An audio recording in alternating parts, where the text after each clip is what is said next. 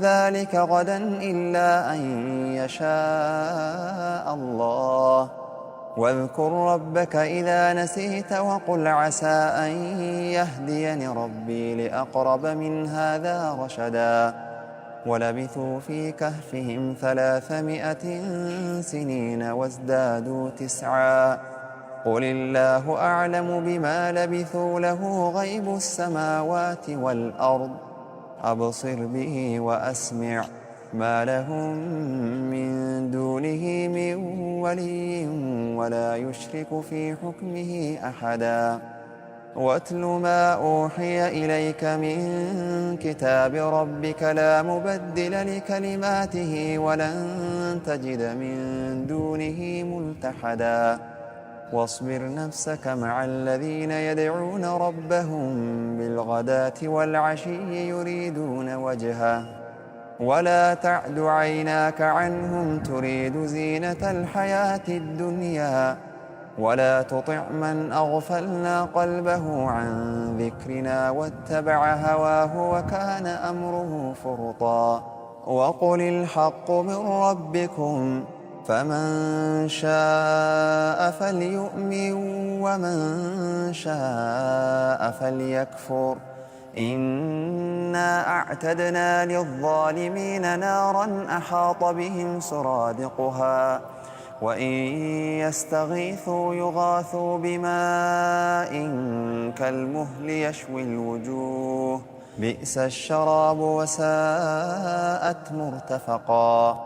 إن الذين آمنوا وعملوا الصالحات إنا لا نضيع أجر من أحسن عملا.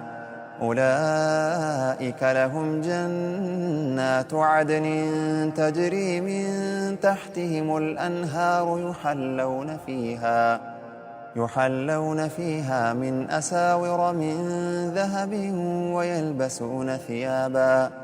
ويلبسون ثيابا خضرا من سندس واستبرق متكئين فيها على الأرائك نعم الثواب وحسنت مرتفقا. واضرب لهم مثل الرجلين جعلنا لأحدهما جنتين من أعناب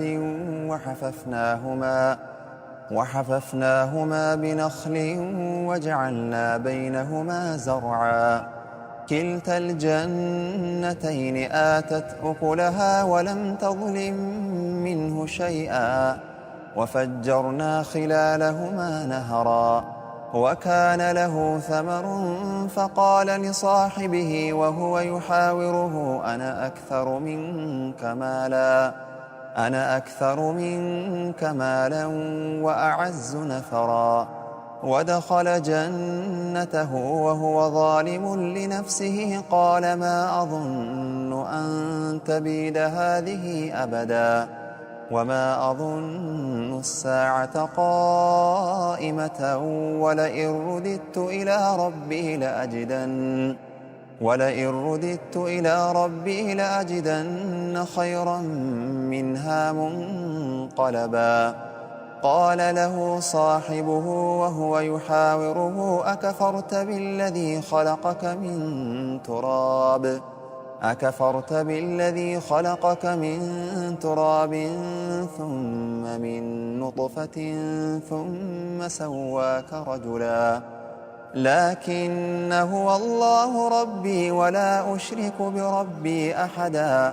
ولولا إذ دخلت جنتك قلت ما شاء الله لا قوة إلا بالله إن ترني أنا أقل منك مالا وولدا فعسى ربي أن يؤتيني خيرا من جنتك ويرسل عليها حسبانا من السماء فتصبح صعيدا زلقا أو يصبح ماؤها غورا فلن تستطيع له طلبا. وأحيط بثمره فأصبح يقلب كفيه على ما أنفق فيها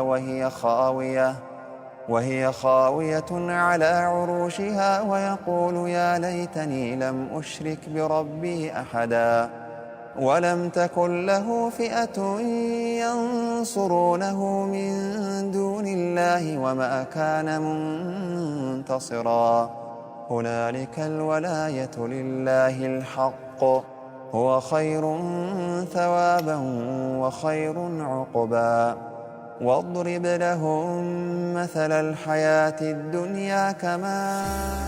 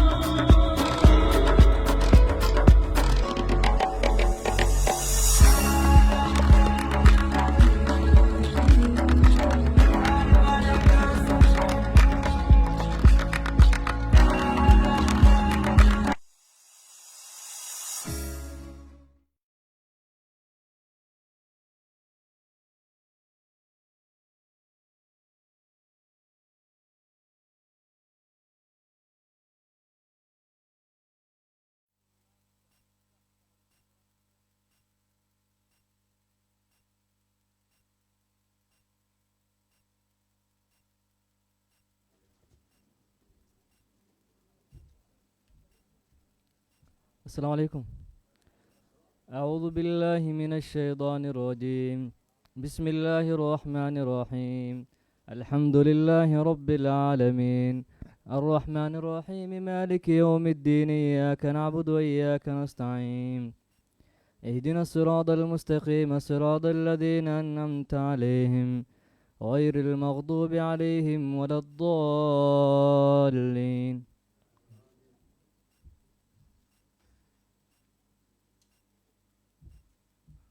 Thank you, Sheikh. Shukran for the prayers. Wamatantai. Next on the program is Furaha Girls rendering a poem. Karibuni sana Furaha Girls. Then Abdirashid Bule should be ready.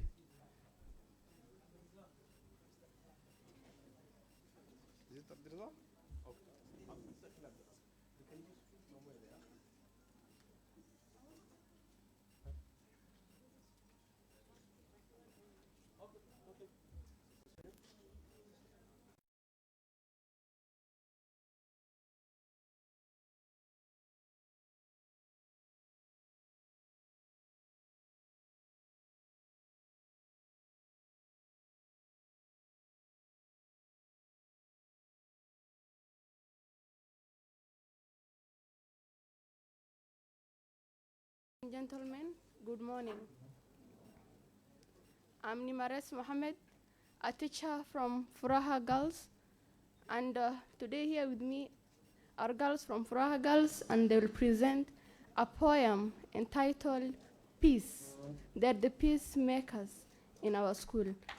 The composer and the writer of the poem is none other than the principal of Furaha Girls, Madam Deka Mahmoud Farah. Welcome.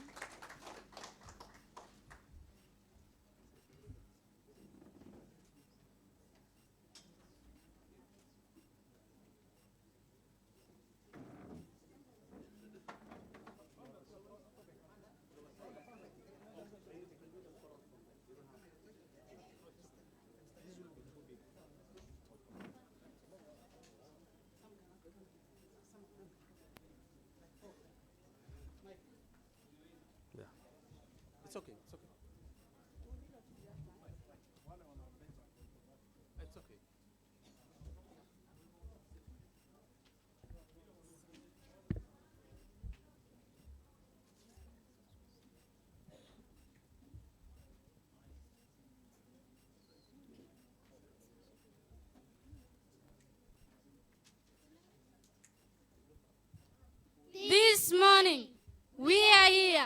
You are there, the girls from Furaha Girls, ready to present a poem entitled Peace. Peace, peace, peace. Peace is the kingdom of all procreation, the atmosphere conducive for all creation. With peace, there is beauty, power, and prosperity. For peace is the golden gift from God. The sun won't rise quicker if we choose to fight. Let's open our arms and make the world a safe haven. For peace is the golden gift from God. Life is not a battle where we merely survive. We wait to rest in peace. We should live it while we are alive. For peace is the golden gift from God. God gave us land to hunt him. He gave us cream to fish him. Gave us cows and camels, the sheep and goats, gold and silver. For peace is the golden gift from God. Sages and ages ago, our wise people say, in peace a son is born. For peace is the golden gift from God.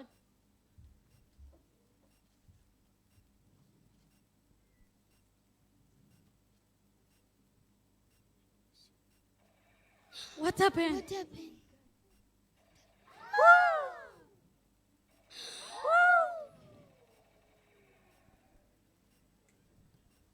Whoa, whoa, whoa. War is the darkest kingdom of Satan, eradicator of human race. With war, there is death, drought, and destruction. For peace is the golden gift from God. Ages and ages ago, our wise people say, in war, a son dies. For peace is the golden gift from God.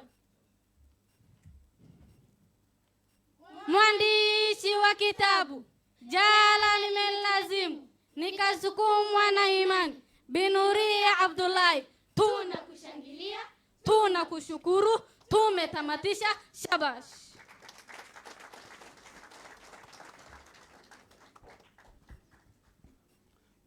Wow, thank you so much, Fra, the teachers, and the principal for wonderful rendition. Before I ask them to sit, I'll invite the author, Mama Nuria, to appreciate them. Karibu, Mama.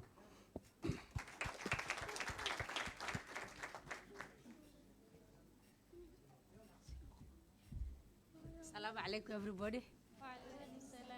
I would like to appreciate these girls for this wonderful poem on peace, and we want you to be our peace ambassador. So, the chairman, thank you.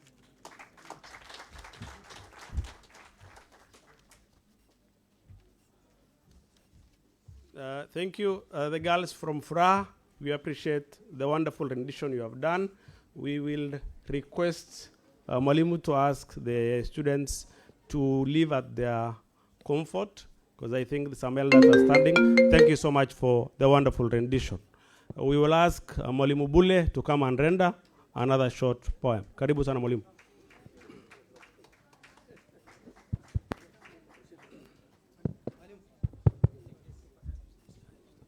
Assalamu alaikum.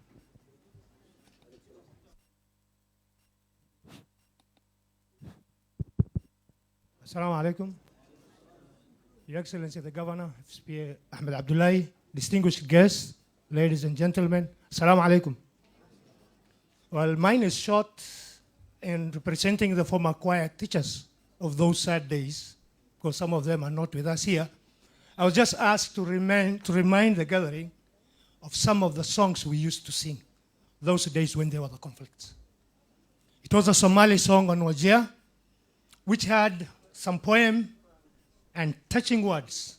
And in choosing our peoples, we chose actually children from the elders whom we saw probably were the ones finding the problem, those who were good and who were stopping that, so that at least the message reaches home.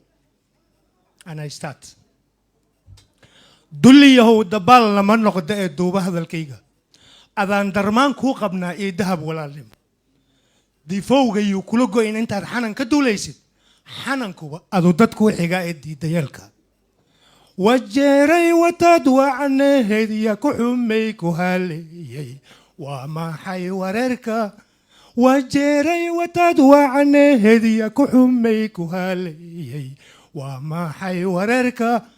walaalnimo baad ku wacnayd waryaa tahay lisma oran jirin wakhtigan nama soo marin waa jeeray wataad wacnayd waryaa tahay lisma oran jirin wakhtigan nama soo marin dhiig baa dhulka ku daatay dunya baa la qaaday laaguuntay caruur badan dhiig baa dhulka ku daatay dunya baa la qaaday laaguuntay caruur badan duhur gadaashiis ilaa markuu diiqa yeeraya damdamleeye ayaa diriqlaynaya dadweynaha naar ku shidaya dad baa la dilay dunya baa la qaaday dadweynaha naar ku shidaya daa'imkaa nacaye naar ha lagu dabool damdamleeyow wakhtigaa dhammaaye xaggeed aadi doontaa damdamleeyow wakhtigaa dhammaaye xaggeed aadi doontaa deriska waahaad isku dirirtay dowladda waahay ku soo nacday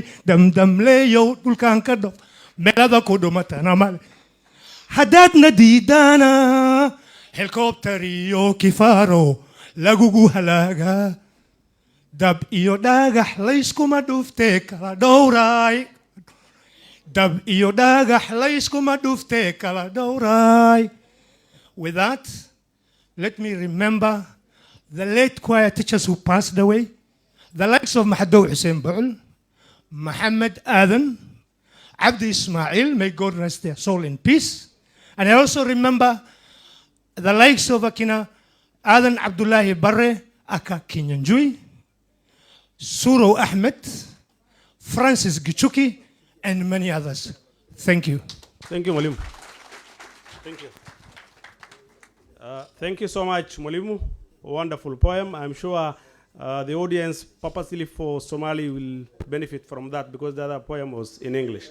So we'll proceed and run a memoir, the production of the memoir, and over to Yusuf and the team for a few minutes, then we proceed with the program. So we will be running on both screens. Yusuf.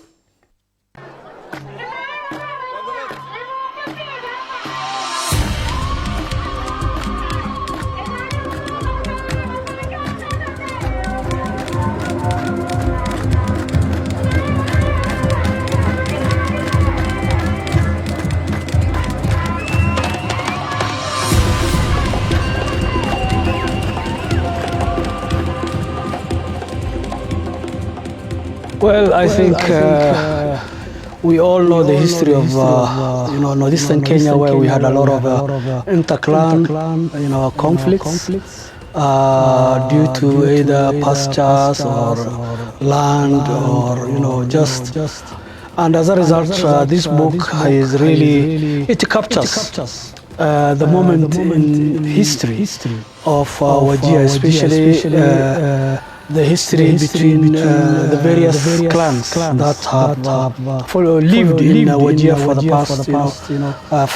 past 100 years or so, and it captures the moment, it captures the events that took place during that dark period when we had a very serious inter-clan warfare in Wajir.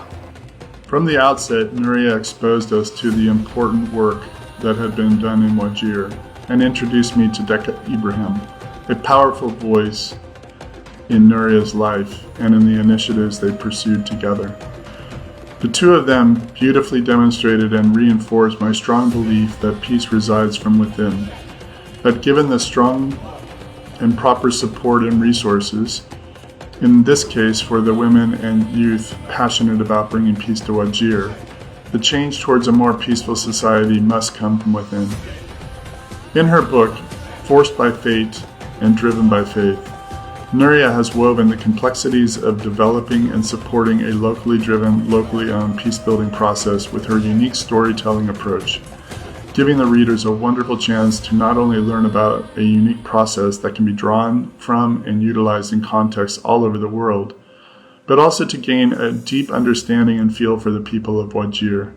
I think the book is an addition to some of the materials out there for peace building, because there's a lot of myth again about African women that we tell, a lot of folklores. A lot of our work is based on fireside story that Nuria has boldly writing this book about her experience with peace building is something that I think the future generation of peace builders in Kenya and Africa needs to read. But I also think it's going to inform some of the strategies of peace building at the level of the UN and at governmental level. Most people involved in peace building are either people who have knowledge which they have acquired from elsewhere, maybe through some research, and then they are involved in peace building in some community. But what makes her stand out is the fact that she comes from the area, that is Wajir, and that is the area she knows better, and she was very much involved in the peace process. It is a book that will be very, very useful to the government in understanding the causes of some of these conflicts, and also the methods of dealing with these conflicts. Nuria has written there, from the few times I met her, this is a real life story that has happened, and it is just a real life story that has been put in the book that we need to. So this is something that can be used as a cross-cutting, a book that can be used as a cross-cutting for peace development, any peace program, any peace resolution. You can use it because it is in chapters.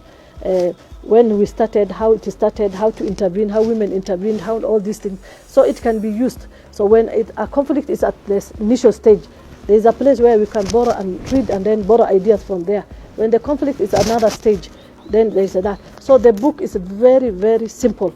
And knowing how it was when she was starting and the idea she had, because we even sat together and she also told me how it was, because I asked her how do you want it to be. This will be a very important book that is going to guide people who are working on peace practitioners. I am saying this is a book not to keep down. It's not a book to be kept in the shelves. It's a book that you will be referring on. You'll read, but you'll continue reading. It's so sweet and you can't. It's just like a story that you like to reread it every now and then. It is a book that I think is very important to any serious person who is talking about security, especially at that level. It's good that she's leaving a legacy for the younger generation and future generations, so that we learn from the past mistakes as Kenyans. She's a mentor to me. She's a sister. She has been mentoring me up to date. We have worked together in several areas in terms of her mentoring me through this process of peace building. So I am really, really excited that one of us, a lady, a woman, a Somali woman again, that has come up with such a book, which is very captivating and very important for our community. And especially it is going to encourage us as the ladies, the young ladies, the older ladies, and the people of northern Kenya in terms of trying to learn from the process. My sister Nuria, the author of the book, they have come through up to where she has come. One thing that drew me to her was her experience in peace building. Nuria's work with Wajir. At that time, if I knew of that work with her and Nuria Abdi, but then I got to know Nuria more closely, and just sitting next to her and listening to her talk about her experience in the Wajir peace process, something that has always amazed me, because there's a lot of stereotypes around Muslim women, and people think that they just should be in the house, but Nuria comes to peace building with that wealth of experience that no one can really understand. She truly captures how the peace that resided within Wajir in the midst of violent conflict could be manifest and ultimately rise up to counter the violence and despair that destroyed so many lives in that community. This book spans the needs of academia and the peace-building practitioner in unique and accessible ways that ensures that the reader comes away not only with a greater understanding of what peace-building can actually look like, but also celebrates the true heroes of peace, the normal citizens who take great risks to turn violence into peace. this is now going to be the first thing she did, but her other success which we are expecting and we are trying also to support her is the Peace University. We are really looking up to that university, because once we get that university and knowing the people who are behind that university, of course it's going to do a lot of work. It's going to be even an international university where people from outside Kenya, international, from America, everywhere will come to learn with.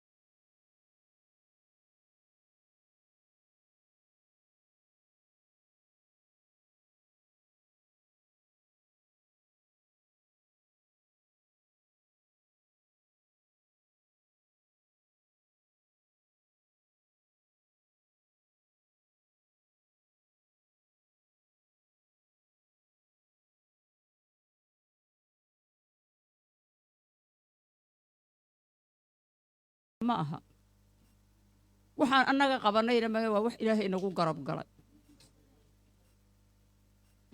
nin rabbi qaba ma qoofo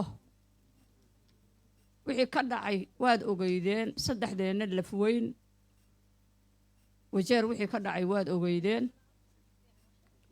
ayadoona ninna nadiranin dawladna nadiranin ayay gabadha jannadii Allah ka waraabiye ee deeqa Ibraahim Soomo ay isugu kaaya yeedhay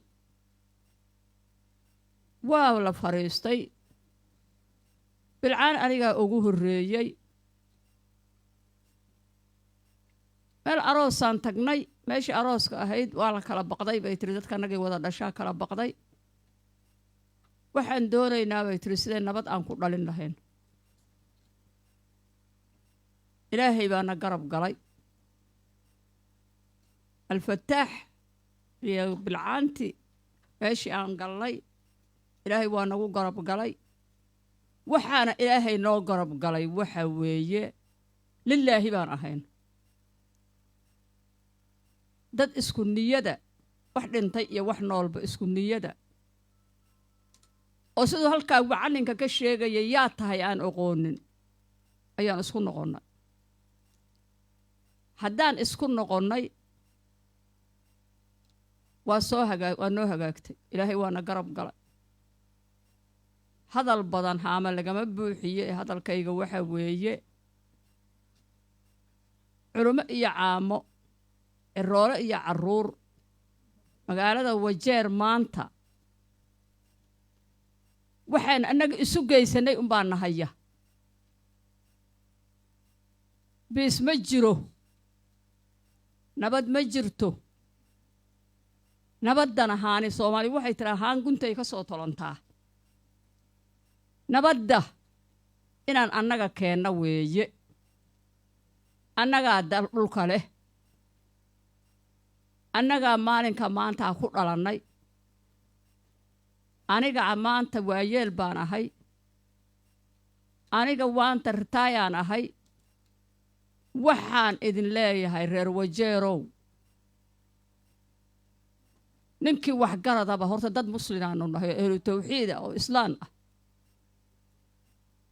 waxa loo baahan yahay inay horta isku niyad la noqdo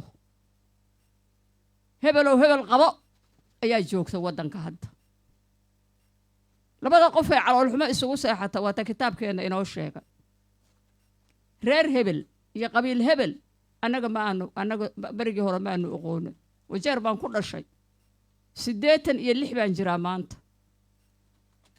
Ilaahu yaa meel kaaga kaxeeya weliga isma dhihin hadda tan socotase yaa ilaahu yaa kaa kaxeeyaan joogaa waxaa iga keenay haddaan walaalkii israbin horta xantan dadka ee la xamanaya iska daaya hebel waa sidan hebel waa sidan hebel waa sidan hebel waa sidan hebel waa sidan aad adduunkiiba kaga wixii qofkii dembi hadduu lahaana dembigiisii aad adduunkaba kaga maydheen war ilaahay ha laga baqdo war reer wajeerow waa foorarnaa dhulka quruumihii hore la rogay ina lagu daraan ka yaabi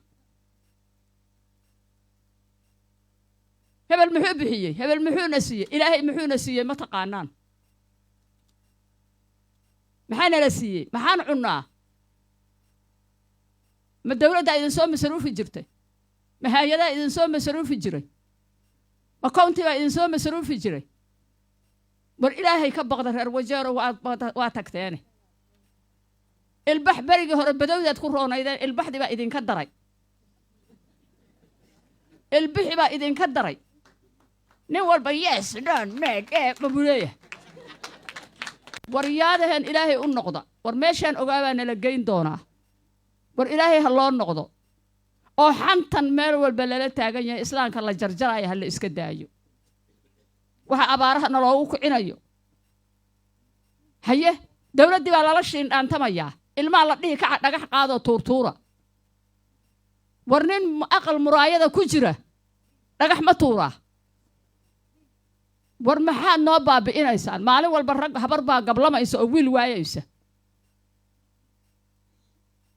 maan dhammaandhaan dhigaynaa baad leedinu ilmihii dhammaynaysaan nin 4 xabadood oo qaada soo cunoo laama soo cunoo kiniin soo laqay iyo naag waxay kala og tahayba lahayn baa ilmihii kicinaaya war ilaahay ka yaaba oo rasuulka ka yaaba oo islaamnimadeenni ku soo noqda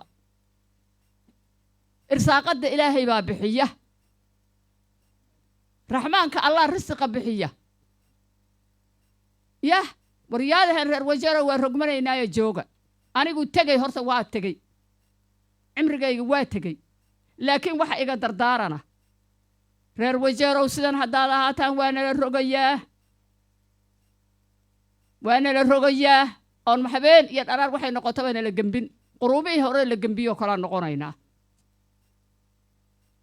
aniga hadalkaygu waa intan haddaan kooseeyeyna raalli iga ahaada laakiin reer wajeerow sida noolal ma aha ilmaha ha dhammaynina ani waa dhammeeyey hadalkayga ما شاء الله ما شاء الله شكرا ماما فاطمة مزي محمد مؤمن chairman الفتاح council of elders karibu baba أنا أسكف الإيميا ديار ويفرق هذا كهذا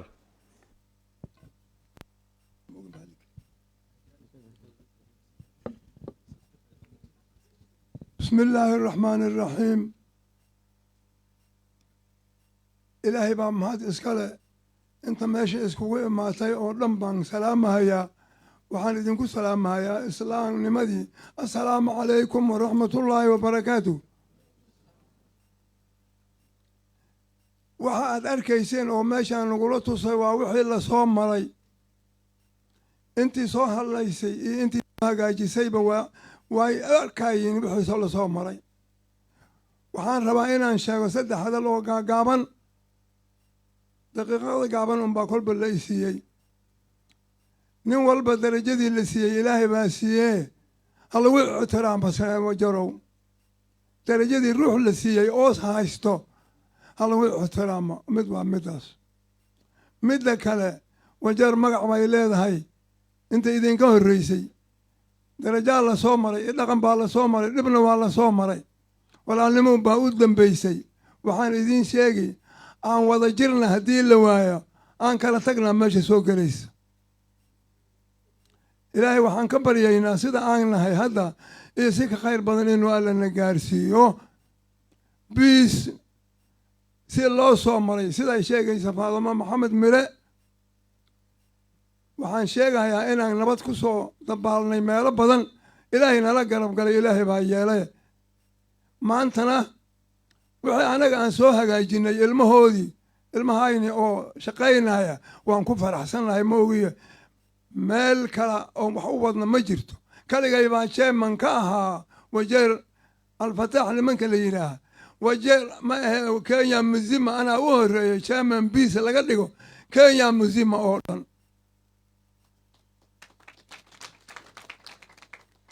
maantana inta chairman oo wajeer keli joogto oo dhiisi walba chairman uu leeyahay ilaahay baa noo yeelay waan ku farxaa ma ogiye aniga chairmannimadayda aawe ma dhahay aad baan ugu faraxsanahay countida madaxda ay leedahay halagu ixtiraamo dowladda waxa ay leedahay oo kale halagu ixtiraamo aniga haddii aan waayeel ahay faadma maxamed mire waxay sheegatay 95 baan jiraa aniga nin 95 jira oo dadka maanta dhex jooga oo ka dhex hadlaya wuu yar yahay ilaahay baan ku mahadiyaa intiinaan isu imaatay baan faraxtiin rabaa hadal yar baan inaan sheega rabaa nuuriya cabdullaahi darajadii aan isla wadnay oon dhinanba dhinac haynay intaan aad dadka u soo bandhigtay meel yar baan rabaa inaan wax kaaga sheego meeshii aan ka hagaajinay ama aan rabnay dhulkii aan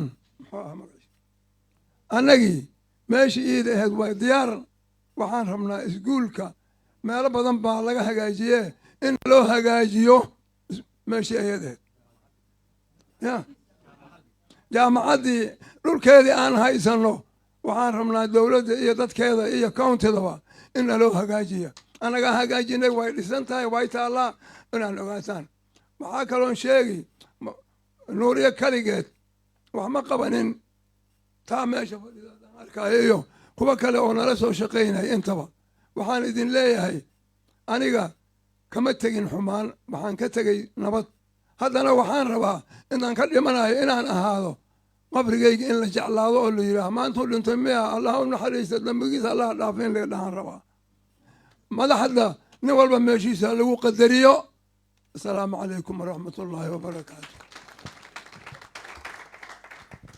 shukran thank you baba waa mahadsantahay kheyr badan ilaahay ku siiyo shukran before you proceed to the next part of the program they are friends of the author and the friends of Peace of Wajir who came from Nairobi. We will ask them to stand up and wave to the group before we proceed. Please stand up from where you are and say, just wave.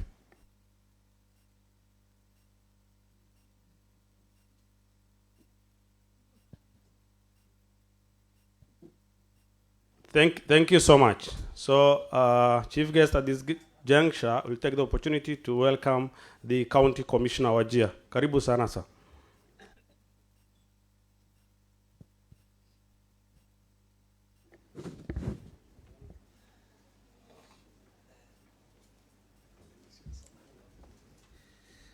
Thank you very much, Program Coordinator.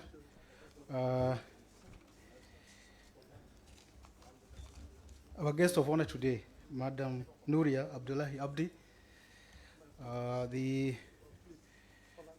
elected leaders led by our governor, Mheshimiwa Mohamed Abdullahi, all those members of parliament present, members of the County Assembly of Wajir, members of the executive wing of the county government of Wajir, the clergy, the elders, and all those present today, good morning. My name is Gumo Karuku, the County Commissioner of Wajir. I feel honored to be among the few who were invited to witness and celebrate the launching of this book. I was given this book yesterday. I have read up to page 22 this morning when I woke up. You know, Mheshimiwa Governor, you know, county commissioners wake up at 4 in the morning because I have to get briefs from all the deputy county commissioners, from the police, and then I summarize, then submit to Nairobi. So you can decide to go back to sleep after 4:30. So today I didn't go back to sleep. So I went through this book. And let me say, I am impressed. The page 22 where I stopped this morning, the very first paragraph is actually what captured me most. And it reads as follows. The people of Wajir County who had no technical skills in the field of peace building at the time they initiated one, used their moral imaginations, their innate sense of peace, and their creativity to explore peace building as a means to solve their problems. Their latent intuition began to resurface, becoming the source of their inspiration. They started to use their goodwill and passion for peace and realized that they were making a difference. The Constitution of Kenya, it's about peace and harmonious living among the communities. If you look keenly at that constitution, I think because of our history, much of it is about that, promoting equity among communities, hence promoting peace. I think even devolution, it was just about that. Create equity among communities so that we can live in peace. We do have statutes and all that, and we have lawyers in this room who can explore more on that. We do have structures within the national government that we use to manage and promote peace within the counties. And one such unit is the County Peace Committee. Now, the County Peace Committee has a chairman, but the county commissioner is a patron. And I'm sure kati yetu tuko na wazee hapa, ama tuko na members wa kamati za amani katika kaunti yetu ya Wajir. Na ningeomba wale wazee wa kamati za amani ambao wako hapa siku ya leo wasimame tu watusalimie kama wako hapa. Asanteni sana, asante sana, asante sana, asanteni sana bwana. So mine is what struck me about this book, having read up to page 22, is that those who did what they did I was trying to look at even at the academic qualifications, because the people who are being mentioned in this book, I was looking for titles, you know, Dr. So-and-so, Professor So-and-so, PhD in peace building from the International University of Jui, where I have not seen any. These are just ordinary Kenyans. That is one thing that impressed me most. That sometimes we can do so much if we are driven by faith. Madam Nuria, the other thing I was looking for when I was going through this book is the budget. On a serious note, I was looking at where is the budget? How did she do this? I did not see it. Well, I'm here to complete the book. Maybe it is somewhere. But from the tone of this book, the budget here is not an issue. They were driven by faith. I'm saying this because nowadays, if you give a Kenyan an assignment, whatever kind of an assignment, the first thing he or she will give you is the budget. Yes, not the idea and all of that. So I'm looking at this, I'm like, how comes they did it without giving priority to a budget? It's a big challenge to all of us. And the other thing I've noticed is the writer is not ashamed of saying, yes, Wajir County is a beautiful place. Wajir County has a proud history, but we also have a dark side. She's not afraid of saying that when you go through this book. That is very courageous, because sometimes we fear, what will the society say if we publicly say that as a county we have a dark past? So thank you to the author for that kind of courage. Lastly, the county commissioner is the chairman of the county security committee and also the patron of the county peace committee. Of late in Wajir town, we've been having the challenge of violent demonstrations. Because demonstrations are right, enshrined in the Constitution, but violent demonstrations are not a right. Because violent demonstrations threaten the life the life of others and the properties of others. Now, these violent demonstrations in Wajir town are assuming a certain trend. It's unfortunate, during the first demonstrations, we had lost two young men through the hands of security agencies.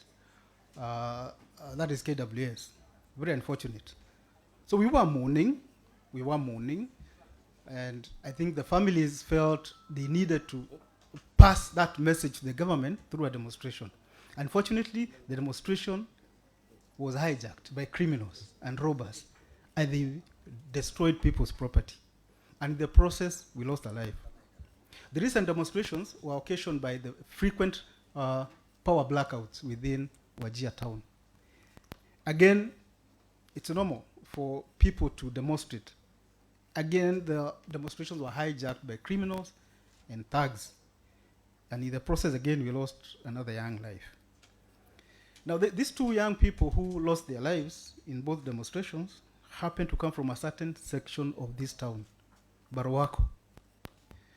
And I was thinking, as I was reading this book, do we have young men and women in this room who are prepared to take up the challenge, just like this group took up the challenge, and help us address this issue? Because how comes all the violent demonstrators are coming from that part of this town? What is going on? Okay, I know we have the issue of drugs, and I'm working on that. And I want to thank the women rep, Wajir County, because we are working with Nakada. With her, we are bringing Nakada on board to Wajir, because Nakada operates from those sides of Mount Kenya. Wanasema kuna pombe nini. So we've convinced them that in Wajir we have an issue, so they are coming over. And then we can see how we can handle that issue with Nakanda. But I hope we can have courageous young men and women among us who can help us address this issue of why are youth from that part engaging in violent demonstrations, and what can we do to help them understand that even as much as you can demonstrate, you don't have to be violent. I'm prepared to work with whoever has the ideas. But remember, don't come to see me with a budget. Come to see me with ideas. And the first thing I'm going to ask you is, have you read that book? If you have not read this book, I will not take you seriously. Thank you very much, and God bless you. Thank you, Commissioner, for your remarks. We will now proceed to the next set of speakers. And kindly, let's be as brief as possible, because the hall is slightly full and the timelines are tight for the chief guest and rest. So let's try and reduce the time we're using. So I'll take this opportunity to welcome the Honorable Rashid Kasim. Karibu Mheshimiwa.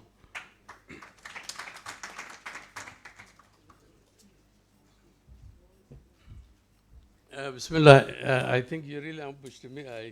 I apologize for coming late, but I think this was really an ambush. But nonetheless, I do appreciate, and I've accepted the invite of Honorable Nuria Abdullahi, whom I've known her for many years.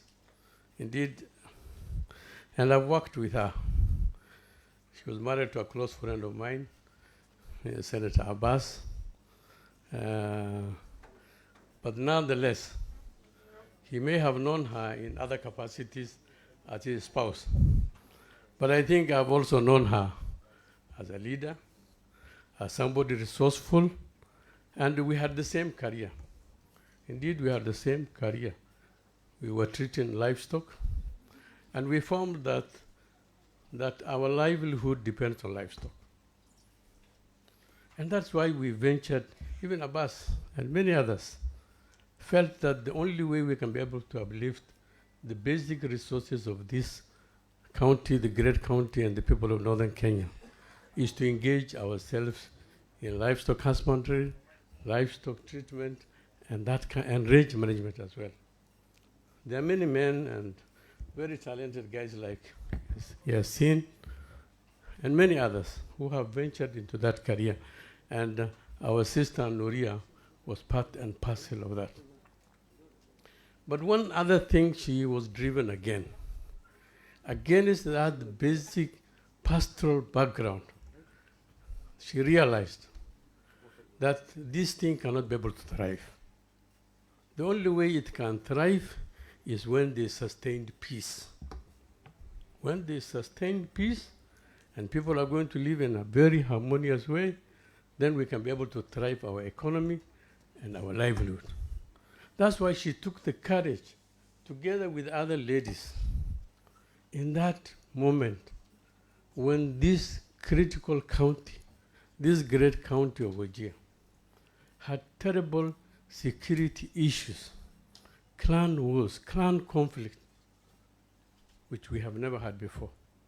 She took the courage, together with other great ladies, and be able to bring warring clans together. That was the first and the bold step when men were not able to do so. That is the lady we are talking about. That is the courage, our sister, and the faith that was driven. And this report we have seen, this book today. I haven't read this book, but I think having worked and having stayed here, she must have all the inputs together with it. That's why she was driven by this courage, and she was able to bring sustained peace. Since then, when a county commissioner may be able to tell you, since then, there was no clan conflict. From the time of the intervention of these great ladies in Wajir, there were none. There must have been a few skirmishes based on pasture and forage and water, but none that the one we saw in that period when these our great ladies intervened. So I want to applaud her for bringing to the fore what was there, and for having acknowledged the dark part of what you have been able to mention, that was in Wajir that time. And I want to say Heko, Nuria, for taking the bold step and becoming an author. Yesterday I saw when you visited one of the schools, which I proudly started. I'm glad to say I've started 6 girls' secondary schools. Before my sister, when she was the headmistress for Wajir Girls. Wajir Girls had only 1 girls' secondary school. But during my tenure, I started 6 girls' secondary schools. And one of them was visited by the First Lady. The First Lady visited Jugbaro. Nuria also visited Furaha Girls. There are many others which are dotted elsewhere. There's Hondia Mamin, volunteer. There's Jugbaro. There's Chief Adono Girls Secondary School. And all of them. Why I decided to put emphasis on that? Because the ladies are the backbone of our society. And none of them have not been able to acknowledge that. So continue, my sister, with these great friends of yours, provide leadership, provide guidance to those girls. The last 2 years, let me be able to say it here, there are nearly over 200 girls which got C+ and above, which really requires a guidance. And those things could not have been able to come had it been able to realize the potentials our lady have. They have a great potential, and I'm truly grateful. But let me be able to say, Bona County Commissioner, one point you have touched on the issues that have been affecting the security of Wajir town. There's one thing to discharge Article 37 of Kenya, where we can be able to peacefully demonstrate. One thing that has happened, that the security forces, none. When we have seen 1 death out of demonstrations, we have never seen an attack on 1 policeman. 1 policeman. 1 security officer whose hand is badly damaged, his leg is damaged, but we see an innocent child of class 3 or form 3 being killed, another one being killed. What does that tell you? Why does have the police and the security forces have to use violent means to curb. I'm not encouraging any wanton destruction of properties. I'm not encouraging any other destruction of properties. But one thing I'm really concerned, and I'm truly concerned, is that why do the police have to use live bullets to kill? Not once, not twice, not thrice. That is likely to create a community of violence. If that thing, up to today, the government have not been able to address who was responsible. Who was responsible? POA is there. You are in charge of the County Security Committee. None of the culprits have been brought to book. And when communities feel vulnerable, when the communities feel threatened, when the same people who should be able to safeguard the lives and properties of these taxpayers, their promising children are killed, I'm not encouraging what they have to do. I'm not encouraging they should be able to be violent, but I think when the county commissioner encourage your security men to be a bit restrained, and we are yet to see as leaders, we are yet to see any culprits, any of those forces, these officers who are responsible. I will leave at that, but otherwise, county commissioner. And I want to say one word to our governor, because I didn't have an opportunity. Me and him share certain things. We are development conscious. We are development conscious. He was a man of development last time. And he was retained back because of the glory and what he did. I was also thrown away despite doing a lot of initiatives this time. Honestly. But one thing is, these people don't want development. This thing you keep on developing, they don't want tarmacs. Give wealth to women. Give wealth to women. Give wealth to encourage entrepreneurship among women. This woman is Sokomijinga, this woman is Orehe, Surai. These are the people who are inject social dynamic projects. Social dynamic, social development projects. Last time you started, I remember you factored about a large amount of revolving fund. If it didn't work, twist it again. Twist it again and see how these mothers who have brought us up, who are toiling, factor during your budget process. We want to hear that you have been able to do it. But this massive project is one thing that does not endear us. It does not endear me to them, neither does it endear them. So this is one advice I will be able to give you. Thank you very much. God bless you. God bless everybody. Thank you very much. Thank you, Mheshimiwa. So the next speaker is Waziri Muhammad Elmi. Karibu sana Waziri.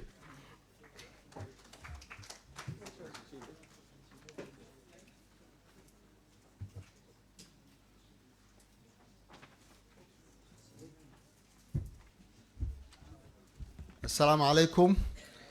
I think mine is very short. I happened to be around when the team came, because after they met in the wedding, I'm among the people they came to. Although a few of us, they went to youth, they went to the professionals, they went to the politicians.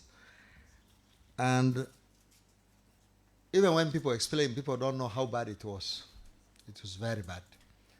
I remember my worst day was, I had just joined Oxfam. I was in an office not far from here, on the other side. And, guns were blazing. But the sad part was, it was 1 a.m. In the office, there was also a room for guests, so I could have slept there. But what really annoyed me is that because it was clan fight, There was a bar here, Nyaweras, the rest of non-Somalis. 1 a.m. were moving around the town, but nobody else was moving. By Maghrib, everybody was in their house. So I was so annoyed, I decided I will walk from my office all the way to Kenya Power where my house was. It was that bad. But Alhamdulillah, the lesson for me is that a few people sitting and say, let's do something, and just trying something can lead to many things. Of course, they push the professionals, they push the youth, they push the politician. We formed Al-Fatah. And of course, it was regularized. It became subcommittee of the DDC at the time. But you had to get the right people there. Mr. Rintari is mentioned in the book. He accepted as the chair of the District Security Committee to sit with the elders and actually plan together. And within a short time, it ended. So there are a few lessons there. And I want to tell the young people today, because every place people sit, they are lamenting about something, either government, county government, or a problem, like the one of the drugs now. If you do, my advice is the moment you lament about something, you are 3, 4 people, ask yourself, what can we do ourselves? And you'll be surprised you can do something.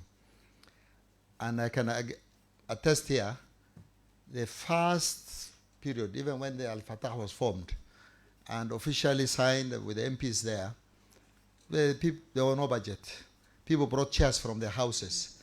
They rented a place. Eventually, of course, we created an institution and funding started coming in.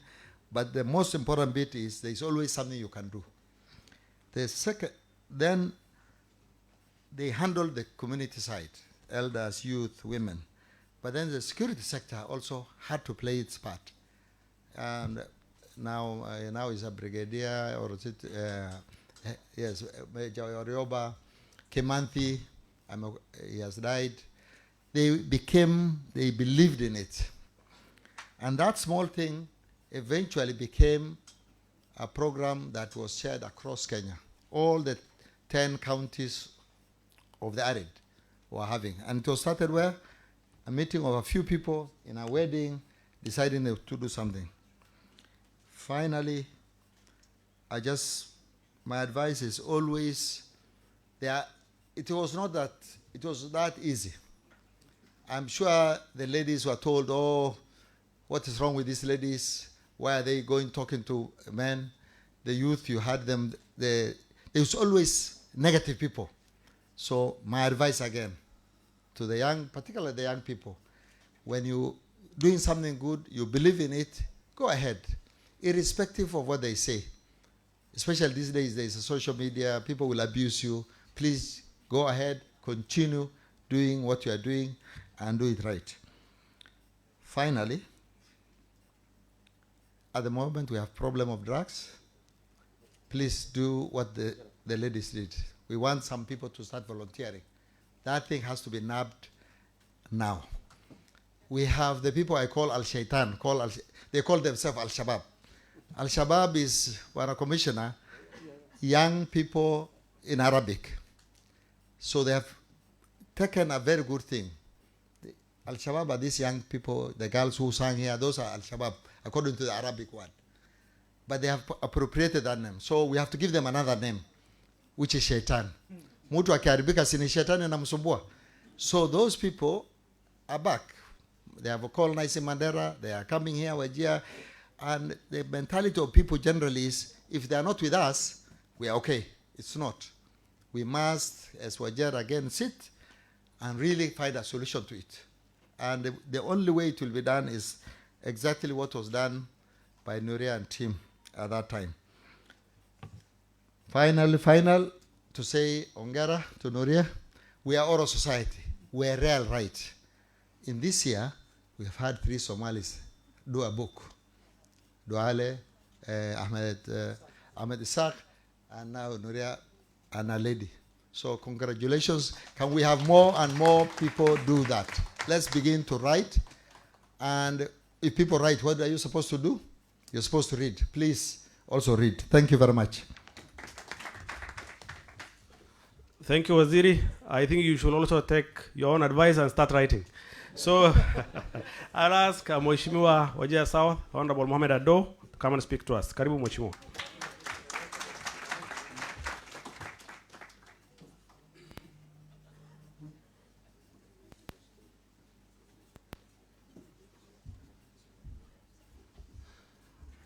Bismillah. Our governor, the lady of the moment, Nuria Abdullahi, distinguished guests, ladies and gentlemen, Assalamu alaikum wa rahmatullah. I'm really honored today to be here with you, to take part in the launch of what is a very important book, a book that looks at what is a memorable history of Wajir County. A book about a group of young ladies coming together and acting on a problem afflicting the society, together with the other facets of society, and succeeding. Not just succeeding, but the solution being sustained over decades. That is a great achievement, and we are here to celebrate not just the book, but that achievement as well. I first met Nuria 27 years ago when I was a young journalist. And I remember, not just her, you know, there were many of them. Dekha, the late, Ilahi Hauna Harista Janadan Haka Warabiyo. Many of our sisters, the Al-Fatah peace elders, and we did a number of stories, and I remember those stories being so memorable in my mind over the years because of the sheer creativity with which they were approaching the issue of peace and peace building. And they have to be applauded. And I think what we can learn, the lesson we can learn from our ladies and Al-Fatah peace is that we should be a society that comes together whenever there is a problem, put its head together and discuss the solutions to our problems. Speakers before me, Minister Ilmi, Honorable Rashid Qazim, talked about the problems that we are having today. Insecurity caused by, you know, the extremists, drug abuse, which is becoming so widespread. I think it's time we came together and put our heads together to find a solution, because the solution is with us. When we come together and talk, solutions will come out and we'll be able to implement them together. And I'm really nostalgic for that Wajir that spoke about its problems, that Wajir that discussed its problems. And I think it's high time we brought that back.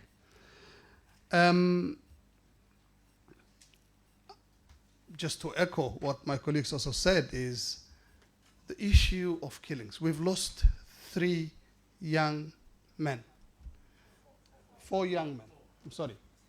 4 young men in 2 months?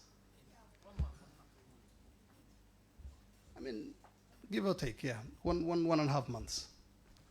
And it's very sad. Really sad. First of all, why are the police going to demonstrations with live bullets, as rightly asked? They have been trained on how to take care of riots and demonstrations and protests, but they choose to take live bullets. Now we have lost the young men. Have investigations been done? If so, where are the culprits? Where is the society going to get justice for the 4 lives that have been lost? I mean, we have come from a past where our lives have been so meaningless that we used to be killed in the hundreds. 60 years after independence, we cannot take the loss, the wanton loss of lives like this. And I would urge the security forces, first of all, to be restrained in the way they deal with the riots, but also ensure that they do not continue the disconnection that has been there between the public and the security forces, especially at this time when we are dealing with insecurity being perpetrated by people who are ruthless in every way, shape and form of the word ruthless. We need to be united, the public and the security forces, to face the challenge of insecurity being perpetrated by the extremists. And if we are to work together, you cannot be killing me in the streets and I bring you intelligence. And if you don't have intelligence, you cannot act against those who are perpetrating insecurity. So we have to work hand in glove. So let's agree, Pana County Commissioner, tafadhali, let's agree that we say never again. Never again. Never again are we going to see police shooting our young people. Also, when we fight drugs and we fight all those other problems, I believe our riots are going to be a bit more, done with a bit of decorum. So those should go hand in hand. And I will urge the public, please. I've covered conflicts across the world, and they are not the best of situations. And I've particularly covered this group. There was a time in 2008 that I spent 3 weeks with them, on an embed with them. I know them very well. They're very smooth, they are far-reaching, and sometimes very hard to detect. Those people who are sitting on the other corner of Wajir, like in Wajir South and Wajir North, who might feel a bit secure right now, no, it concerns you as well. You cannot sit pretty. We all need to work together. Need to work together to finish this menace. And we have to do that by working with the government. We have to give intelligence to the government. We have to and again, all these security agencies are being run by our boys, so we have a responsibility once again. Apart from being Kenyan, we also have a responsibility as a community to work with the government and finish this menace so that we can enjoy our peace. Once again, Madam Nuria, congratulations for the book. We're really proud of you, and we hope that book spurs more action in dealing with the challenges the people of Wajir are facing. Assalamu alaikum wa rahmatullahi wa barakatuh. Thank you, Mheshimiwa. I have been informed, I've been asked to acknowledge the presence of Chief Officers, CECs, and members of the County Assembly. Please stand up from where you are and wave to the group before we proceed. Chief Officers, CECs, MCS present. Thank you so much. You can take your seats. So I take this opportunity to welcome the Women Member of Parliament for Wajir County. Karibu sana Mheshimiwa.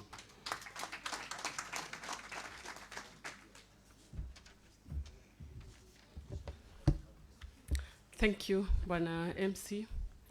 All protocol observed. Assalamu alaikum. Assalamu alaikum. You know the problem, qofka hadal badan marku hadla. And you sit and listen. And come here, you wonder what you're going to say. But all the same, thank you so much. Today, I'm glad to be here. I'm honored, to be honest, to be here for the launch of this book. Someone I call a mother, a mentor, an aunt, someone I have known all my life, growing up as a kid, going to tuition in her own house. You can imagine. When Mama Nuria comes to that house, all of us used to hide. I'm sure she doesn't remember. And my tuition teacher is here. All the teachers who are here, nimewasalimia. Mr. Shale, can you stand up and say hi to the people so that they see you're once my tuition teacher? Thank you. Thank you. Today I want to take this opportunity to congratulate an aunt, a mother, who have taken her time, her all time, to document, to write a book that some of the people, a generation that I belong to, If we didn't have this book, I don't think we could have known what happened in Wajir then. I was asking myself, because I've gone through the book, and going through, Auntie Nuria and her people were then youth. And I looked at myself and I said, all of us will one day call ourselves youth. So where is Abdi below? If he was also, I don't know if he was youth then, where he's still youth. That is what I was asking myself. I don't know where you belong, Abdi below. That is on a light note. Auntie, thank you so much for taking your time, documenting this book, giving us something to read, something to imagine, because some of us were then young and we vividly remember what happened. Some of the people who are seated here, I can imagine that they had not started school. Not just me, a generation that we are having right now to go through and read this book. I have personally gone through this book. I have not finished. It's a book worth reading. I'm urging everyone that is here to take time, just like the former minister has said, Mohamed Elmi, that most of us, we are oral community Somalis that we don't read. Trust me, I can tell you to look for time and read this book. It's worth reading. The other thing I would like to talk about is peace. I'd like to take this opportunity to congratulate everyone that participated in the peace. My late teacher, Deka, I remember then when I was taken to school, I was quite young, and I remember those days people used to put their hand here. And I have like three siblings who were older than me, and she told my mom, "Tan school lama geynayo," because my hand was somewhere here hanging. And I had to plead with her, we don't have shakala, there's nothing we can do, I have to go with them. So, and the first letter I was taught I was taught by Madam Deka. I have gone to her school through the 8 years, and I can tell you it's someone I interacted. She was equally a mother, and we lost a great icon. May her soul rest in peace. We lost someone that was just not a peace ambassador, but someone that had Wajir at heart. Listening to those who talked and talking about her, at least I had a first-hand experience with her. And I urge everyone right now that is in Wajir to put that Wajirism in your heart. Don't look at someone because he comes from Clan A or Clan B. Put that person as Wajir. To the likes of Mama Fatuma Mire, Al-Fatah Group, Madam Orai, perusing this book, looking at it and being told your clan sees you as a traitor, trust me, it's not a joke then. You can imagine what that means. You can be shot the following morning. So, I still urge you to read this book. If you have not read this book, trust me, you're missing a lot. The book talks about, there's a lot of things the book talks about. I'm not here. I want to make sure that everyone buys this book, and today when you go home, you start reading. That's why I'm emphasizing on the book. It talks about the locals' problems for local solution. Very important. Right now, we have seen the demonstrations that are happening. That is a local problem, right? We need to have a local solution for that. Things that happened 30 years ago. The solutions in this book can help us solve our issues that we are going through right now. For the book yesterday, I just like joking, I was coming with Mzee Abbas yesterday, and I had not finished the book, and I was trying to get some help from him. Have you read the book? He's like, yeah. What do you think? I'm trying to get some information from him. And what happened? Mzee didn't want to give me anything. I was surprised. That is on a lighter note. So, Auntie, we are so much proud of you. You are our mentor. We need you, not just you. All the people who have had a first-hand experience in this peace building, we need you. I had the first head teacher of Wajir Girls is also here. I've not met her, but I can, oh, she's here. I have said hi. So we need you. Don't leave Wajir to us alone. So on those few remarks, I'll leave the book at that, but there are a few things I want to add. The County Commissioner, thank you for at least appreciating the work I'm doing at NACADA. I want to highlight 3 issues. NACADA, as you all know, I sit in the Security Committee of this great nation. And you know, some things really hurt me as Wajirian when I sit there. People discussing issues related to NACADA and drugs, and my county is not featured there, and they say Wajir is safe. And knowing that going around during the campaign, Wajir is not safe when it comes to drugs and substances. This is something we need. Odhiya Shahata, Ulumada, Gabdaha, Hoyodinka, we need these things to be dealt with. And when people are giving budget, to be honest, Wajir is assumed. The other day I had to walk out of a meeting and say, unless Wajir is here, I'll not be here. That's why NACADA is coming, Bwana County Commissioner. Because I cannot be representing my people and they're being assumed. I rather pack and go home. Sama. So Sama, to be honest. Yes. The other thing is police brutality. This senseless killing, Mr. County Commissioner. I'm not advocating for people to destroy properties, but I can tell you, we need help here. In a span of 2-3 weeks, we cannot be losing 5 lives, 4-5 lives. It's not right. We need to do something.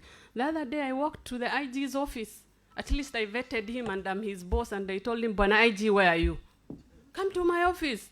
After Fajr, I went there. I went with some members of parliament. And when he stood, I told him, just sit down. Why are my people being killed? And he told me, by the time I reached there, you don't want to happen what happened. Because you're on the live coverage. It's not something I want to say here. But all the same, the IG gave me all the things that happened in Wajir. How the KPLC was burnt down, a part of it. And he said, Fatima, as far as you're angry and I can see you don't want to talk to me today, you're thinking about your people, look at what your people have done. Look at what your people... Imagine if you were to put fire on KPLC, what could have happened in Wajir? And now we are the leaders, we have taken full responsibility, we are ready to defend Wajir with all cost. But again, we need to be responsible. You know, most of the time we're misquoted, and I'm sure I'll be misquoted again today.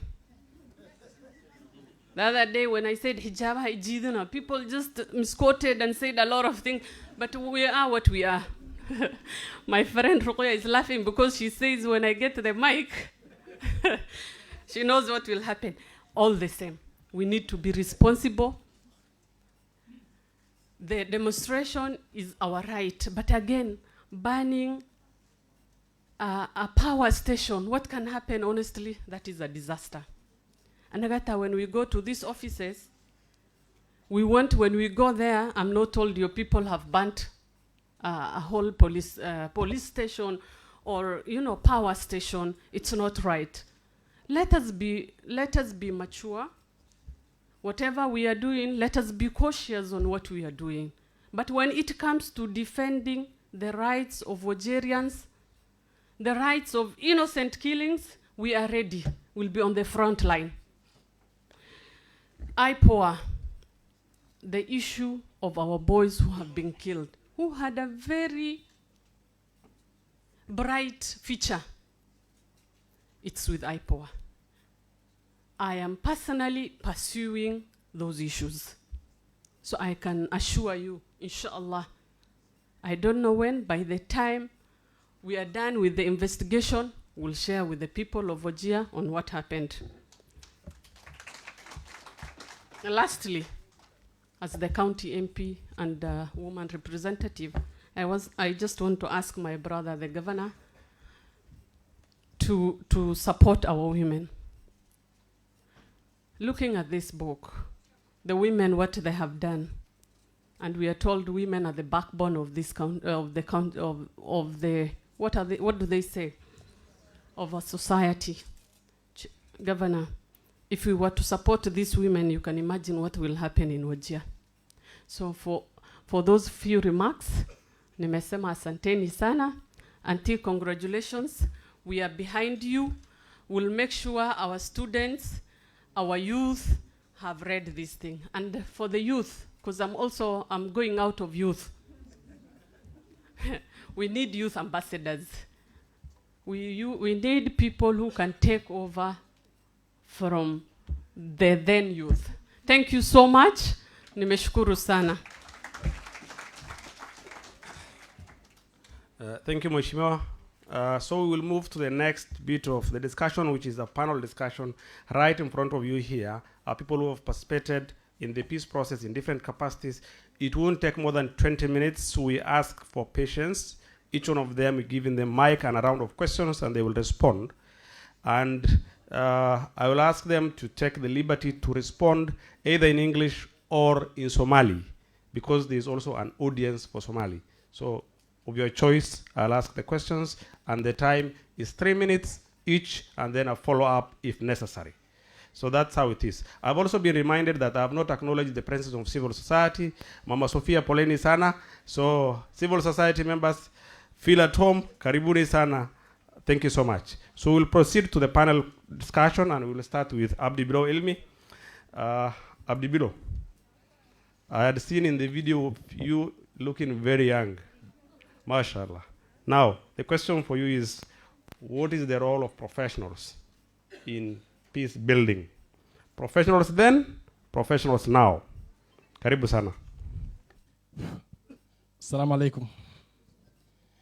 Your Excellency, elected leaders, distinguished guests, ladies and gentlemen, assalamu alaikum. I think the question I've been given is very simple. And I'll just go straight to it. In 1993, when Wajir was burning from every corner, we volunteered. Because some of the reasons that forced us, I could not visit my brother Muhammad Ado in Bulahodon. I could not visit my brother Kinyanjui in Bulabarwako. And in school, we used to share meals. We used to eat together. And we are working in an office. Sometimes when a commissioner, I was employed and I was working in the county in the DC's office by then. At a tender age of 20, I started working at the district commissioner's office as a clerk. So 1993, we were meeting, and at times we were dispersing as early as 1 o'clock, because at around 3, the town was very rowdy. 3 in the evening, so we could not even talk of night. So we used to break early and maybe converge the following day. That is something that culminated or forced us to ask our questions. Why is this abnormality happening in our midst? And what can we do about it? We volunteered. And as a young member,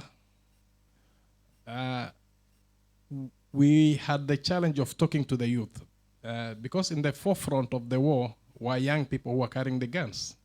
It's not elders like Mzee Jofle, Mzee Duko. Those ones were people who were not carrying the guns. So we said, let's take the bullet, let's take the challenge and talk to the youth. The role of professions, they have a lot of role to play. By then, I was a young professional. Mohammed Ilmi was also a professional, and so many other, Kina Amran, Kina Orai, they were young teachers. We said, okay, what can we do? The first question we asked, who owns this peace? No, the peace is for who? The peace we are talking about is for who? I think that is peace for us. And what role can we play? We volunteered. I was earning by then paltry something like 4,000 shillings per month. We had to go out of our way. We mobilized resources. Every person amongst us was asked to contribute about 500 shillings. If I'm not wrong, my colleagues will correct me. 500 shillings, then we mobilize the first meetings and we go ahead. So the role of the professionals can be resource mobilization, to mobilize resources from their own earnings and from their own income to promote peace. Because the other question is about sustaining peace. Peace cannot be sustained by resources from the county government, national government, and NGOs. That is quite tricky. It cannot be sustained that way. We have to own the peace and dig deep into our pockets.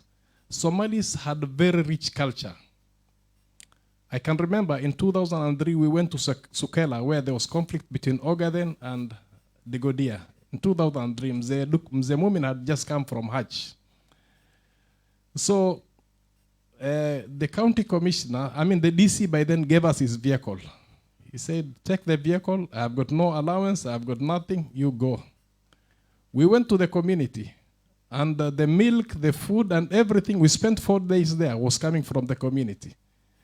These are cultures that are dying very fast. We have to revive them. What was called Hirsi by then in Somali. We have to take the challenge. When governor and the county commissioner, you will, I think, I'll be sorry to say that I think at times you have to curb your resources and tell people to go back to the community and resolve their own conflicts. Ikizidi, they should be given fuel and vehicle.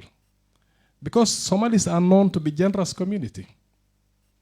So the other role, the community, the professionals in the community, the professionals when we are talking of, they are either in public sector or private sector or the civil society.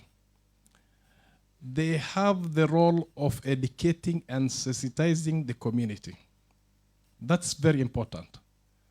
This peace we are talking about is not national government peace, it's not governor's peace, it's everybody's peace. If today there is no peace in Wajir, I will not feel comfortable. I will not even sleep. I will not be able to go and work. There will be no livelihoods in Wajir, barely speaking. So we have to really chip into our own peace. We have to own the process. Peace can only be sustained if we own the process. The other role the professionals can play is, I think I've just taken some notes and I was whatever. Wrap up, Abdibilo. Okay, the other thing, the other role the professionals can play is to be role of agents and use their skills. When Mama Nuria and Elmi and others joined Wajir Peace, Mama Nuria joined as a professional from veterinary service to curb conflict related to livestock diseases, And, you should use your professional skills.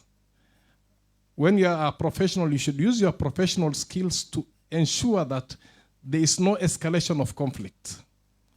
The technicians from water and all that, they should ensure there is adequate space. So every professional in this county has a role to play. I think with those many remarks, I would wish to wind up. Thank you, Abdibilo. Pass the mic to Madam Halima Shurie. And we will be asking her what is the role of women in maintenance of peace and development, and speak to whether women get the right opportunity to facilitate peace. Thank you. Karibu sana. Asante sana. Assalamu alaikum.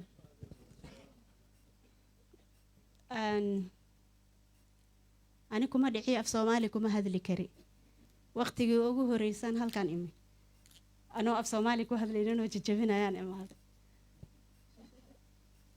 Har ereyga ugu hore oo maxaa la yiraahdaa mahmahadan bartay waxay ahayd ninkaas soo socdo maxaan dhahnaa wuxuuna dhahaan wax ka dhahaynaa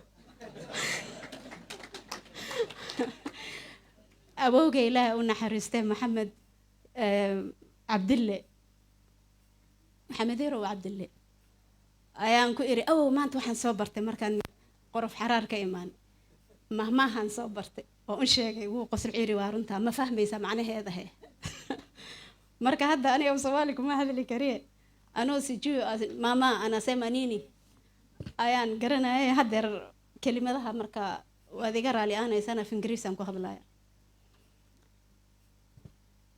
The women and siduu sheegay abuke waa laf dhabarkii dumarka waa laf dhabarka sababta ay ama horumarka ama nabadda ay uga shaqeynayaan waxaa ka mid ah haddii la arko guud ahaan dumar iyo ragba Ingiriiska waa hilmaamay iska dhaaf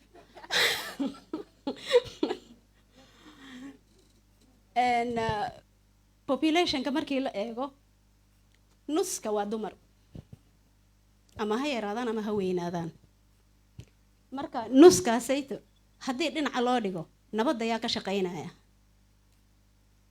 dhibaato marka ay dhacdo yaa soo hara dumarkii baa soo haraya iyo ciyaalkii haddaad eegtaan maanta gabdhahaas koolalka u badan wiilashii tageen ama ma rabaan inay dhigtaan maxayse taas u dhacday meel bay ku mashquulsan yihiin qofkay fiirsan lahaayeen waa aabihii ama waa la dilay ama waa muxuu leeyahay amin wax baa la gaarsiiyey walaalihii waa sida oo kale marka iyo ciyaalkeediba marka yaa meesha istaagaya tii guriga joogileed guriga jooga baana la leeyahay dumarkii raggiiba hadday joogin say u fariisanaysaa ciyaalkii baa sugaya inoo gaajaysan dumarkii bannaanka ay u soo baxeen meelahaas hadda ka shaqeynayaan taasaa dantaasaa ku qasabtay ilaa ma ay soo baxi lahayn midda labaad hay-adihii baa imaadeen waxay idhaahdeen nimankaanayto lama hadlayna geedahay hoos fadhiyaan ee dumarkii ayaan la shaqaynaynaa ayagoo shaqadoodii badneed ayaa tu kale la kor saaray tii haddana hay-adihii markay saa sameeyeen raggiyo dumarkiina maxaa la dhihi waa la isku diray ee raggii waxay ciyaarayeen maxaa la yidhaahdaa baashay ciyaarayeen oo geedaha hoostoo shaacdi bay ciyaarayeen iyo fadhi ku dirir wiilashii ay eegayaan marka oo ay leeyihiin yaan fiirsanaynaa aabahay waa sidan iyo sidan ma dhihi karaan geedku hoos fadhiya muxuu sameynayaa isagana wuu soo ag fariisanaya marka dadkay fiirsan lahayn inaan soo celino weeyaan aabayaalkii ilaa annagii baa dilnay hay-adihiina way dileen iyo dowladiiba qof kasta hadduu lacag bixinaya wuxuu leeyahay dumar ha la siiyo ayagaa la aaminaya maxay tusinaysaa ragga lama aaminayo soo maahan saas markaad yeeshid wiilkii yuu eegayaa marka wiilashii hadda ha loo fariisto waxa loo sameeyo odayaasha ama idinkaba inaad ku laabataan dhallinyaradaanayto aada la hadashaan ilaa yay kala fiirsanayaan hadda idinkii inaad usoo laabataan ood caawisaan dhallinyarada waan ka sheeganaynaa laakiin ayagana dhib badan baa haystaa hadday akhristaan kuwii akhristeenaba shaqala maxaan saa u noqonayaa bay ku leeyihiin maxaan samaynayaa wajeer waxyaabo badana laga samayn karaa oo la aas-aasi karaa ku caawiya idinka in la hadlaya madaxda حتى قلدا نيتو أنا حتى ما أنت أن لينهاي نينكن مسوق بنايو أنا كمان قبنا كرنا وأنا كرنا ينا سو سارة إذنك مركا دو مركا والله فدبركي وامد مد لبعض أيدا هو يدي أو وحبر رسالة العلمه علمها هو يدو صفي عنو برته ملك لو حبوا حكما مقلايا لكن وحادب أبيالكي واي هالمامنين جاي أبيهين إنا إسكولالكي تجان سكولر مركز أديد parents teachers مالكي رادهو دمر بعد أركيسا أبيالكي أنت جرتين هادو توحد ليه دونتان المها أنا كان إنما محل ده شرفيان مش هذا إسلكتو قالوا قراية مركا أذيجي وإن هذا أبا نقطة هذا أبا المها هذا كلي أما نقول سيدا المها هردن إن هذا نقطة ويان مركا تاسنا وامد كله نبض مركاني راهنا قف كستش قدي سويان qof kasta ciyaalkii yaryaraa ayaa nabadda samaynaya marka anaga soceeb ma dhex fadhino marka ciyaalkii ay ka hadlayeen nabadda aan anagana meel fadhi ku dirir aan fadhino dumar iyo ragba dumarkana haddaad soo gelin waysaan dhanka nabadda dhanka shartaan ka shaqaynaynaa marka haddaba waxaad ku dadaashaan inaad naga qayb gelisaan markay waxyaabahan laga hadlayo ama haddii kale dhanka kale aan ka shaqaynaynaa oon lacagtii baan bixinaynaa oo wixii baan alalaynaynaa waxyaalo badan aan samaynaynaa marka bal dhanka saxda idinka la yiri waxaad tihiin waa naga saraysaane waxaad samaysaan dhanka saxda nagu toosiya. Thank you so much. Thank you so much, Mama Alifa. 1 minute. Okay. On the laba su'aal aad isii marka waqtigiina waad igu yaraysa. Su'aasha labaad waxay ahayd opportunity watan hadda aan ka hadlayo. Dawladda Kenya 2010 constitution waxayna siisay fursad inaan ka qayb galno markii laga hadlayo bulshada waxyaabaha ay u baahan yihiin iyo wax kasta maxay yiraahdaan mandatory public participation ha laga qayb galo haddii liinka qayb galin waayana soo fariista kuraastiina soo qaata haddii kuwa kuraasta meesha yaalaan ay deeqaynin taada soo jiido soo fariiso lianna adiga meesha mas'uulka ah adiga haddaad meesha ka hadli waysid qof kuu soo jiidanay ma laha waa adiga kursigaada inaad soo dhigataa ugu dambeyn waaba lii qasay maxaan ka hadlaa waayahay waan kugu celinayaa hadalka waa liigu celiyey maxaan sameeyaa yaan u dhiibaa waayahay. Thank you Malima. So the next person on the profile list is Madam Deka Mahmood, Principal Fura Girls. But before you give her the mic, I'm also reminded that the Kenya National Commission on Human Rights Manager, my brother Hassan, is here. Hassan, can wave? Karibu sana. Thank you so much. Okay, let's proceed. Okay, the chief guest. Sorry, Madam Deka. So your question basically is the role of youth in peace development. And Madam Deka was a beneficiary of Peace Education Network, a component of Wajir peace process that is so elucidated in the text. So karibu sana Madam Deka. Thank you very much.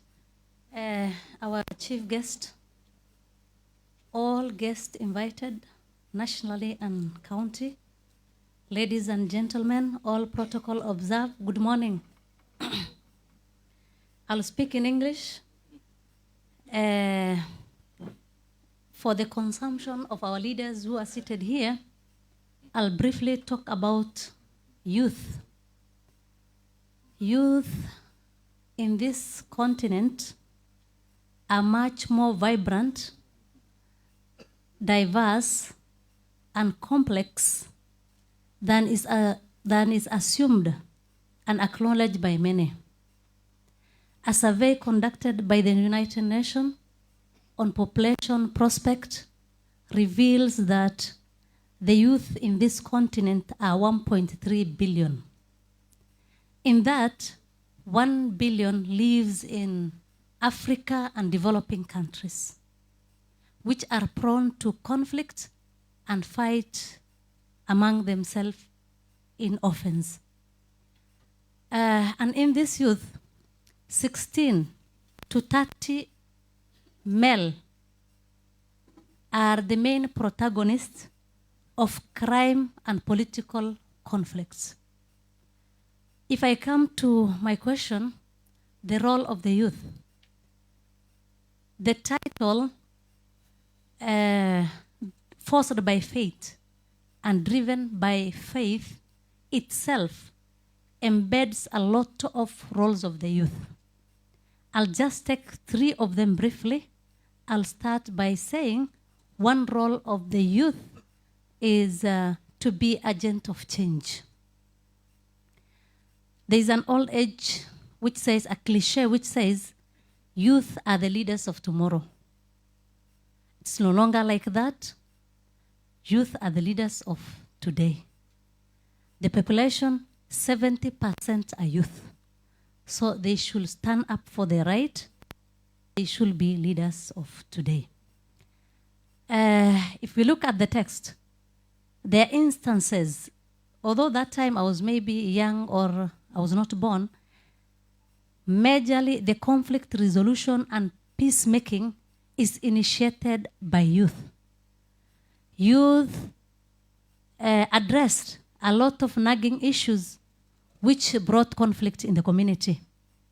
There is a story which is shared by my Madam Nuria, in the book, where she says one time a boy overheard some men planning an attack or an ambush to a certain vehicle.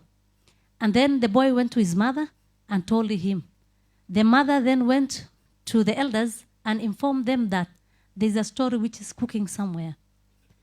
Because they were never engaging the youth and the women, they never took that story as a true story. Then after some days, what happened was the ambush was implemented by those criminals. So the youth are the agent of change. The second one is youth are supposed to strengthen and build social cohesion. Social cohesion is the force that is holding our community together. There's a Somali proverb which says, for example, if you want to strengthen the unity of a certain community, we shall practice intermarriages among the warring communities. And they say, gur ayaa lagu soo dhaweeyaa qaraabo dheeraate. So if we practice intermarriages among ourselves, especially those communities which are conflicting, we will strengthen our social cohesion. Another one is education. Education brings diverse students from different backgrounds together. And we normally have what we call dramas, musics. So the youth can strengthen the social cohesion in school level. The last one, the youth can play the role of becoming advocates for human rights. Human rights are those rights inherent for all human beings, irrespective of race, color, religion, and ethnicity. We shall fight for every individual's right to live. We shall also fight for every individual's property to be protected. In the recent demonstration that has happened, I really discourage violent demonstration, and the action that was done by the police force, although it was very extreme and they could not do much. Such kind of demonstrations, the youth are supposed to advocate for right of protection of property for Kenya Power. The police also should protect the life of the living of citizen. Thank you very much. Thank you, Molium. Thank you so much. So kindly let's try and limit the time. We're running out of time. So the next set of panelists, I think we will ask you to be more brief.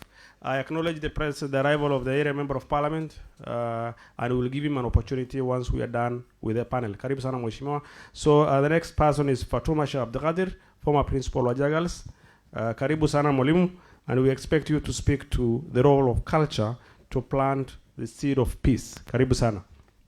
Assalamu alaikum wa rahmatullahi wa barakatuh. Actually, you're saying that the role of culture on the peace. In the previous activities that went on in Wajir in the 90s,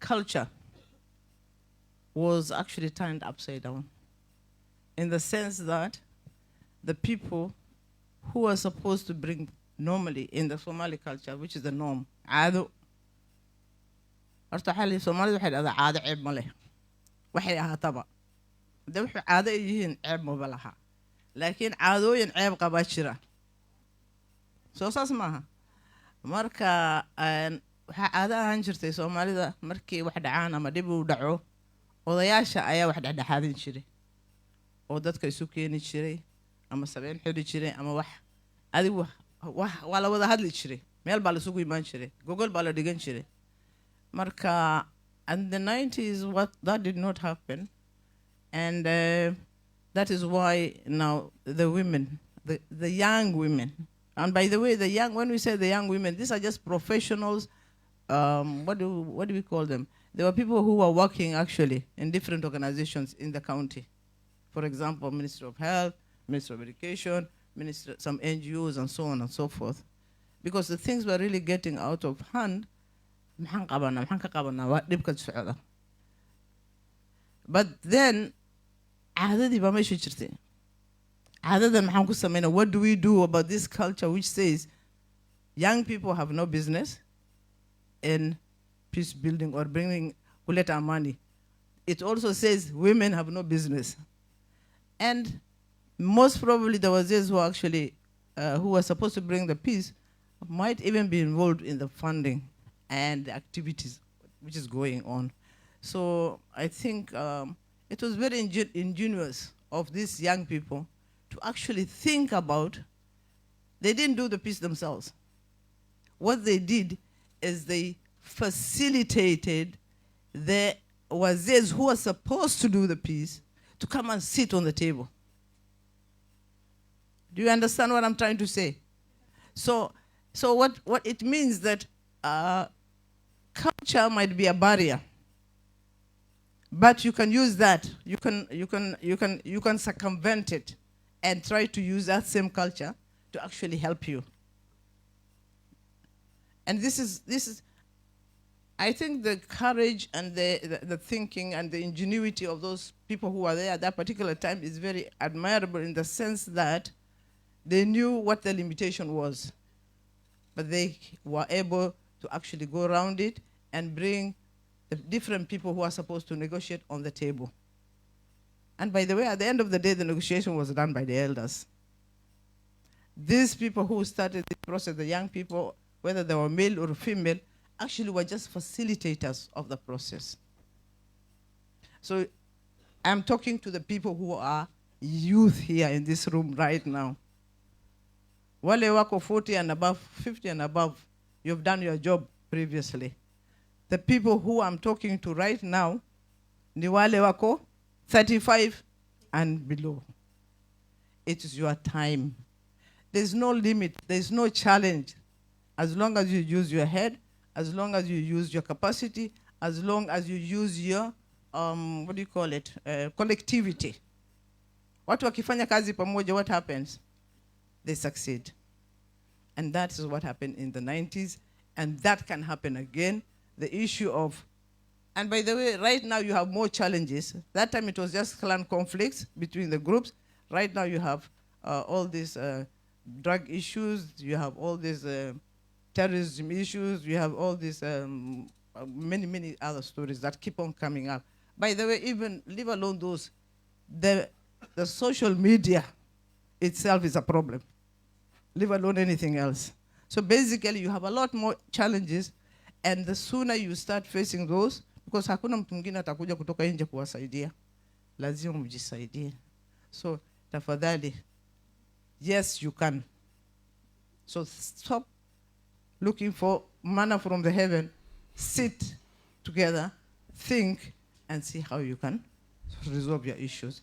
And the other thing is the leaders here, like the governor here, the members of parliament and so, they can assist you, but you have to take that initiative first.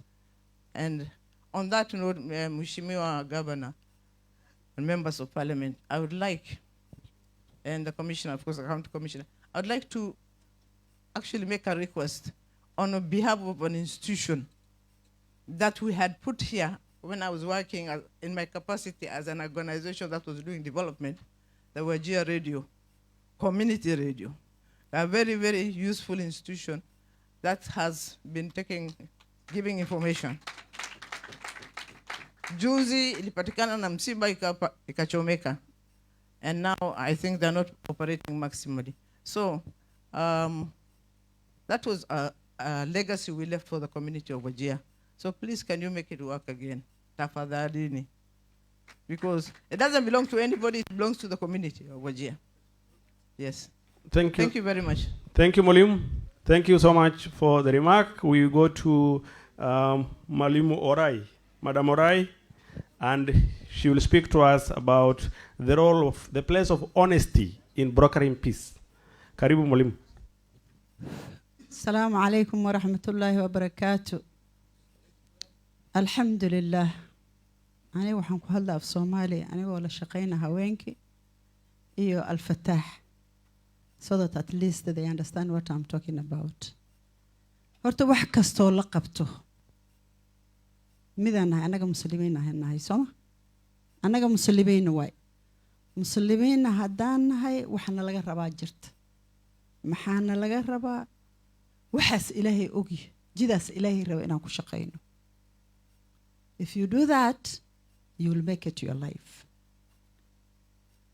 Wala soo sheegay kolleytaba history wajeer ka dhacay dadka badana way garanayeen laakiin ninkii soo baxo oo dhaho waxaan qabanaa weliba dadka xilka qaateen annagoon xil nala siinaa xil isgelina annaga.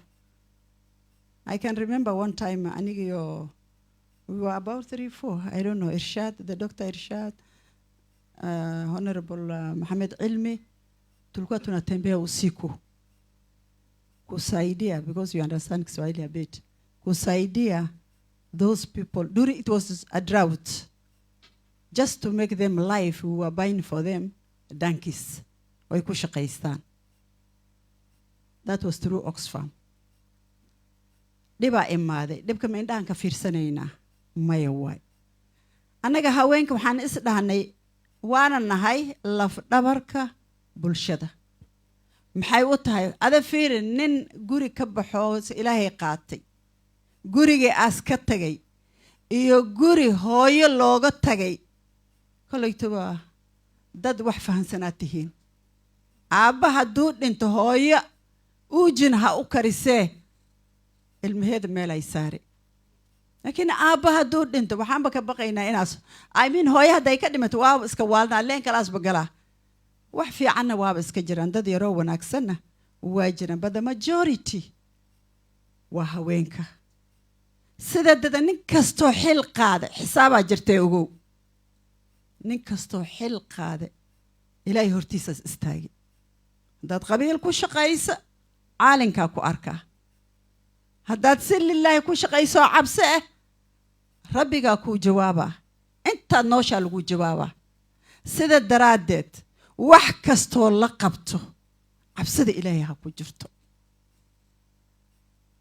beri waxaa jirta gabdhahayna oo xafiisyaha ka shaqaynayeen leenka ay ka baxeen markasta waa dhahani gabdhahana waa inay isbedelaan anigana iqab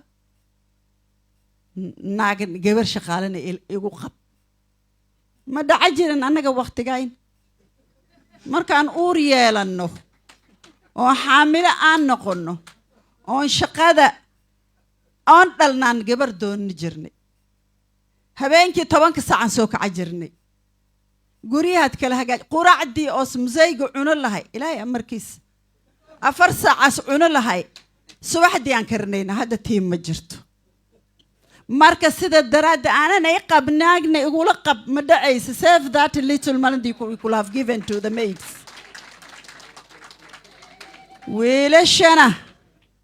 wiilasha qeer Allah siiyo waa run you are the features of tomorrow you are the leaders of tomorrow laakiin maanta fiir aw dhalinyaradayni horta geedkan la dhuuqa Oh, county commission, I'm commenting on the issues of drugs. Drugs is becoming too much in this town. And we have the security there. We have the county government. We have the community. Anaga wixii xunoon aragn waa hor istaaga jirnay. Waa hor istaaga jirnay dagaalama jirnay. I think there was a time, I don't know whether it was 2008, as soo wacd ma xasuusan tahay cadow. Oo si dhahdo muheshimiwa. oo sidahada condom hadii la isticmaalo bedalka ay gabdhaha uur yeelan lahayeen seeway allahay ka Allah I don't know it was sometimes back ala kulli xaal war diinta aan ku dhegno if you do your things accordingly with the fear of God everything will be successful. Ilmaha diinta aan ku shubno. Inshallah. Ilmaha diinta aan ku shubno. Marka haddaad lillahi wax kasta ku suubiso aadana wixii saraba ha sheego laakiin adiga win that grave. Qabri aan suga sama. Wa qabrigaas aan ku galaynaa.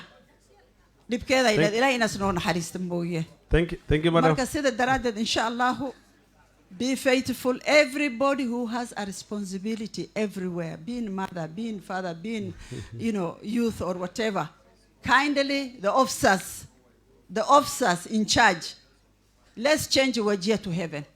We can do it. Let's change. Wajir is the first district who has brought peace. Let's also, others have copied. There was a time we went to me, Mama Fatuma Muhammad, and the late Habiba Sheikh Abshiro, where people were killing one another. We were carrying eggs for sample of peace.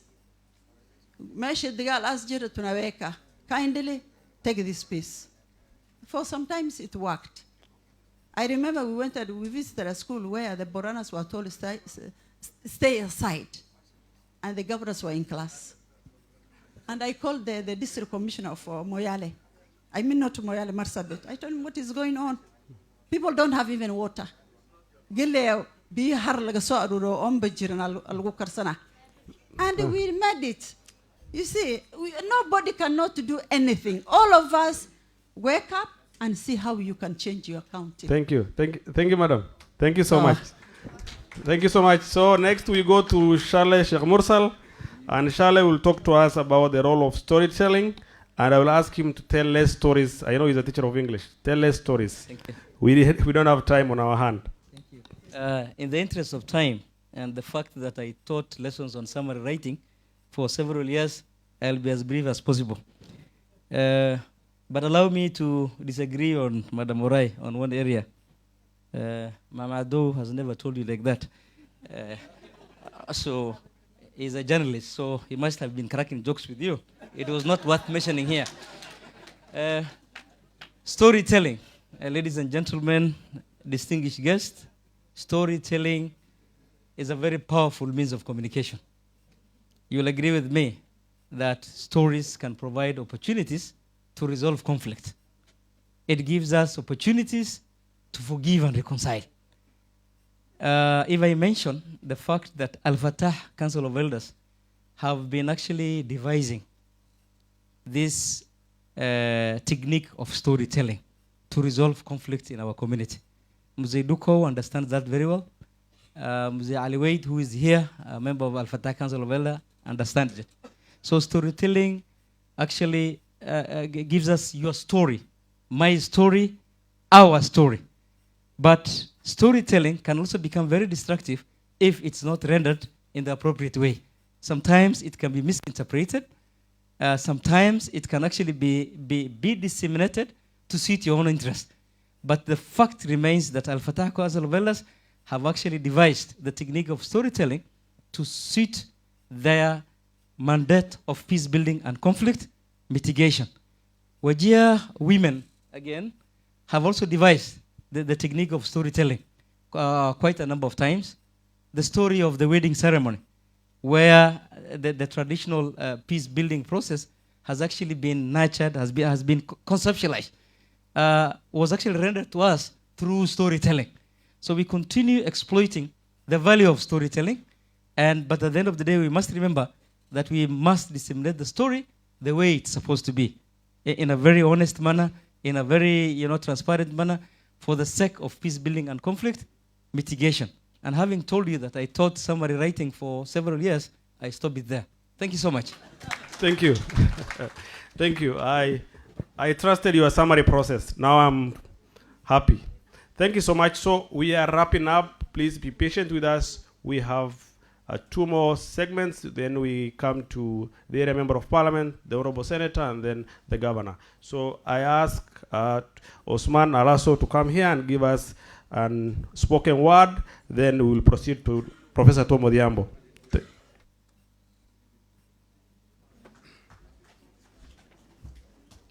And His Excellency, the Governor, our Senator, honorable members of Parliament, distinguished guests, all protocol observed. Assalamu alaikum wa rahmatullahi wa barakatuh.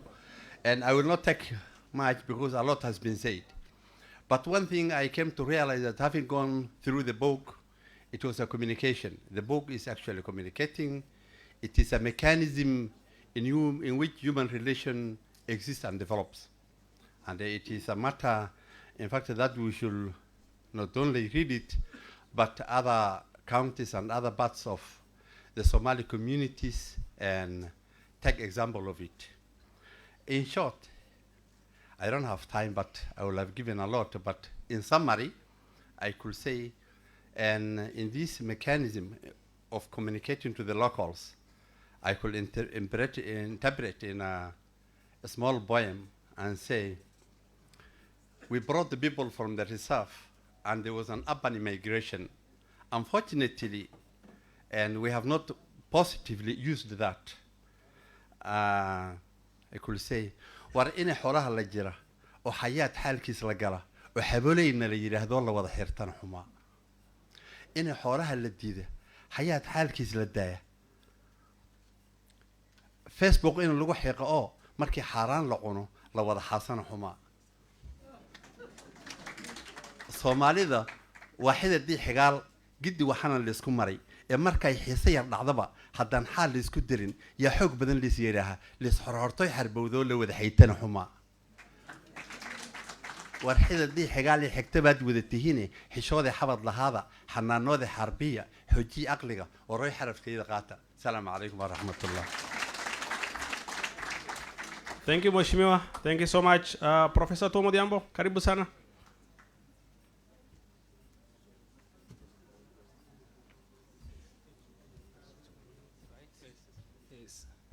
Good afternoon, everybody. It's morning. Yeah, some of us have been awake for quite a long time. We thought it's the afternoon. Can I say we clap a little bit for Mama Nuria? Yeah, because where I come from, the last-born child is really celebrated. I am first-born. My mother just spoiled my younger brother. So this is the last-born child of Mama Nuria. Must be really, really celebrated. I'm here to just say two things. Some years back, somebody invited me to Germany. The federal government of Germany paid for my ticket, and I went there. And then they asked me, they said, you are here for 1 month, and you'll be the city writer. I said, what's that? They said, you'll be the city writer. I want you to talk about the city from your own perspective as a visitor here. So, Bwana Governor, you are here, your CEC communication is here.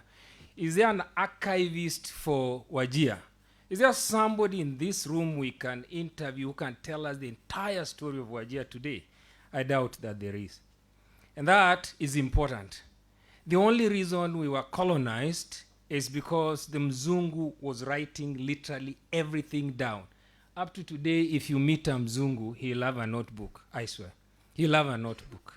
So we have to tell our stories. Africans should stop saying, our story is distorted. No, it's not distorted. It is told from the perspective of the teller. It is told from the perspective of the teller. If we don't tell it, somebody else will tell it the way they think. There's a council of elders here that is taught in universities abroad. What they did, part of which Mama Nuria has archived, is taught in departments of political science abroad.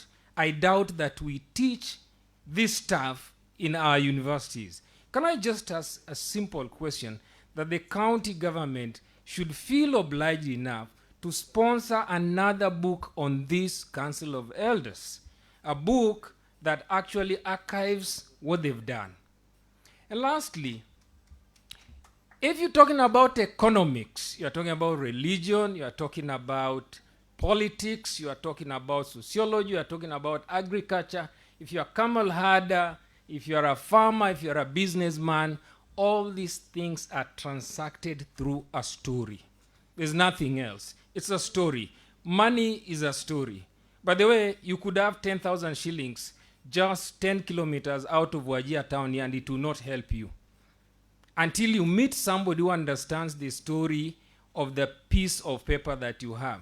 So one of the things that I teach in class, I'm a teacher, I'm a journalist like this gentleman. I'm shocked that this gentleman is a politician now. I'm extremely shocked. I said I was watching this thing on YouTube out here. I said, but that's a journalist like me. I'm a journalist. How did he end up confining himself in a parliament when we all knew him? We knew this guy many years ago. Oh, can I just ask you, Mheshimiwa Kusimama, if you don't mind? We admired this guy when he held the camera, he held the microphone. We admired him. I've been a journalist since the year 2000. I don't know when you started journalism. 96. Yeah, exactly. So let's just presume that this man changed the way Kenya thinks. Can I tell you something? Many people don't know that you come from Wajir.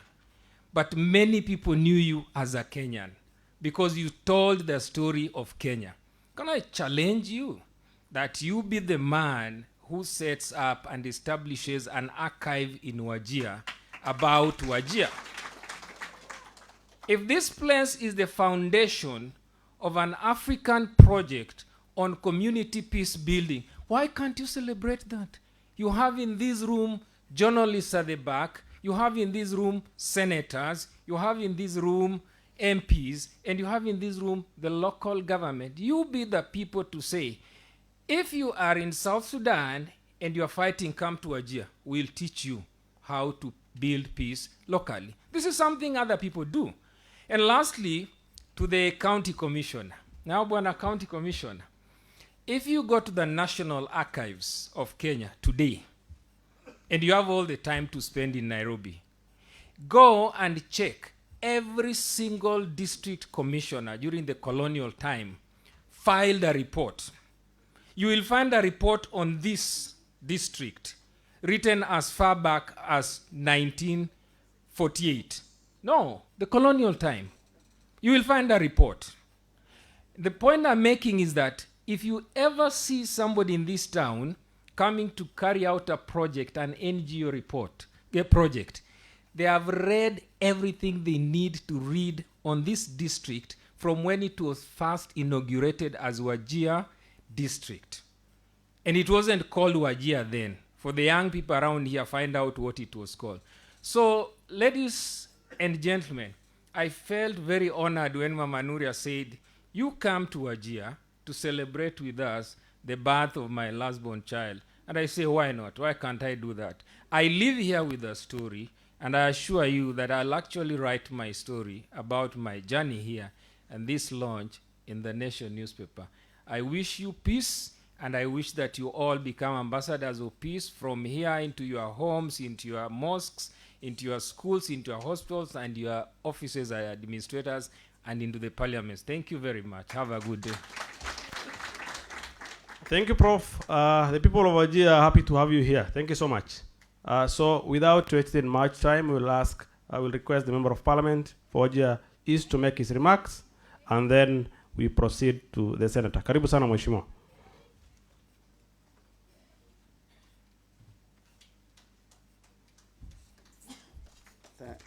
Asante sana. I thought people who come late will not be asked to speak, but now that a lot of people that I know and admire have said a lot of things about this book, unfortunately, I didn't have the opportunity to read the book. I'll buy it and read it and probably make informed comments about it. But what makes me very happy is that an oral society like ours, a society that is the history of the society is from one generation to the other through the spoken word, not the written word. We are seeing a deluge of books coming out from members of this community. So I say we are now going from an oral community to a community that now prefers to write down their stories. I say thank you very much to Madam Nuria. You have done a great job.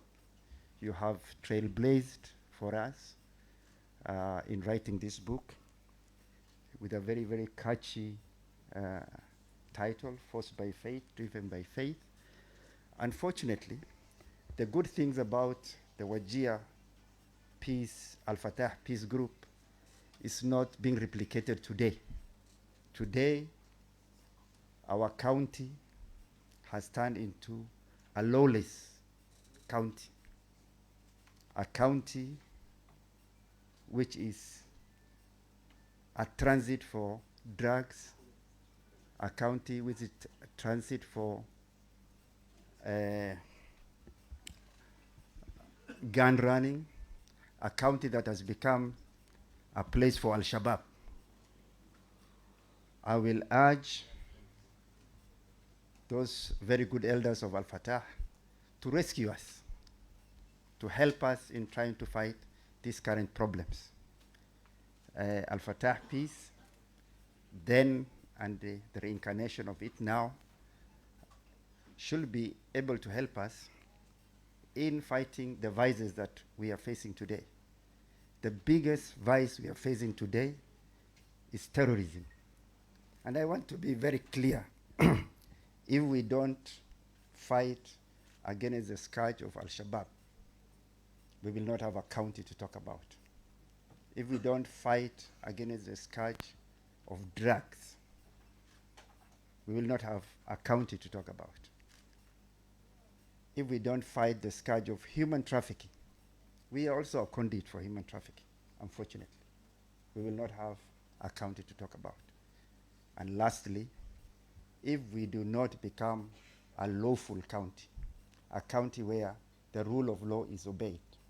Actually, the biggest problem of Kenya as a country is not economics. We are not having problems because our economy is not doing well.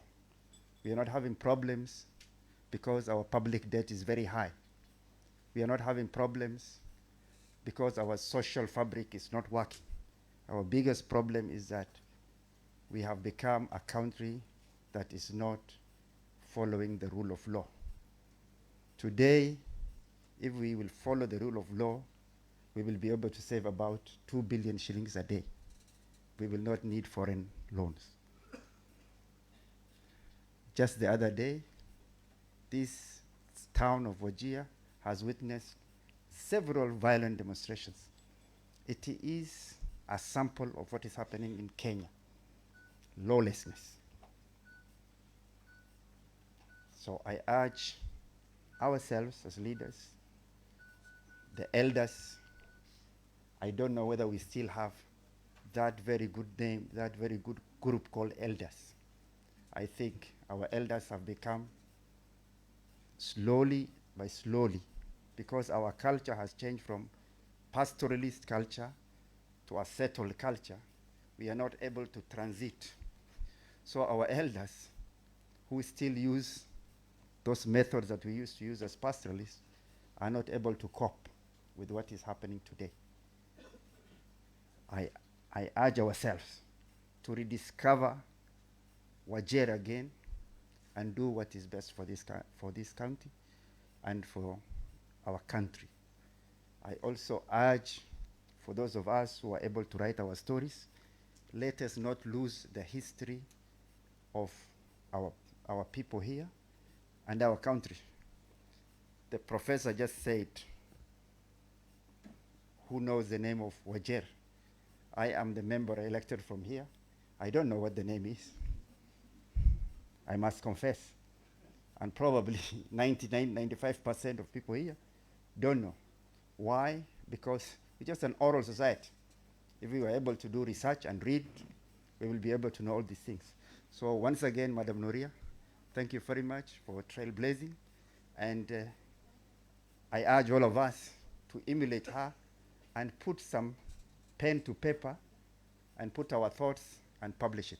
Thank you very much. Thank you so much, Mheshimiwa, for your remarks. It's now my pleasure to invite Honorable Abbas, Senator for Wajir County, who will then invite the chief guest. Karibu sana, Senator.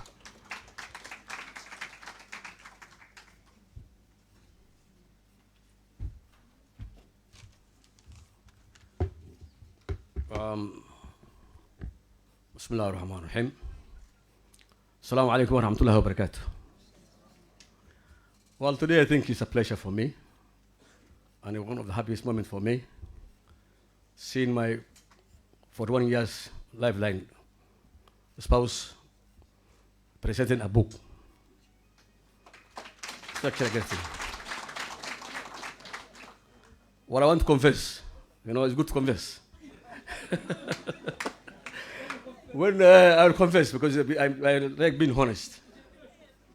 When Fatima asked me, Meshmua Women Rep, about the book, I did not tell her anything because I did not read the book. So I was being honest. I just read last night, and it was a wonderful book. Because when I reflect back, I was not very encouraging to my wife. Though she commended me and appreciated me in her writing, I have not been very supportive, especially in this book.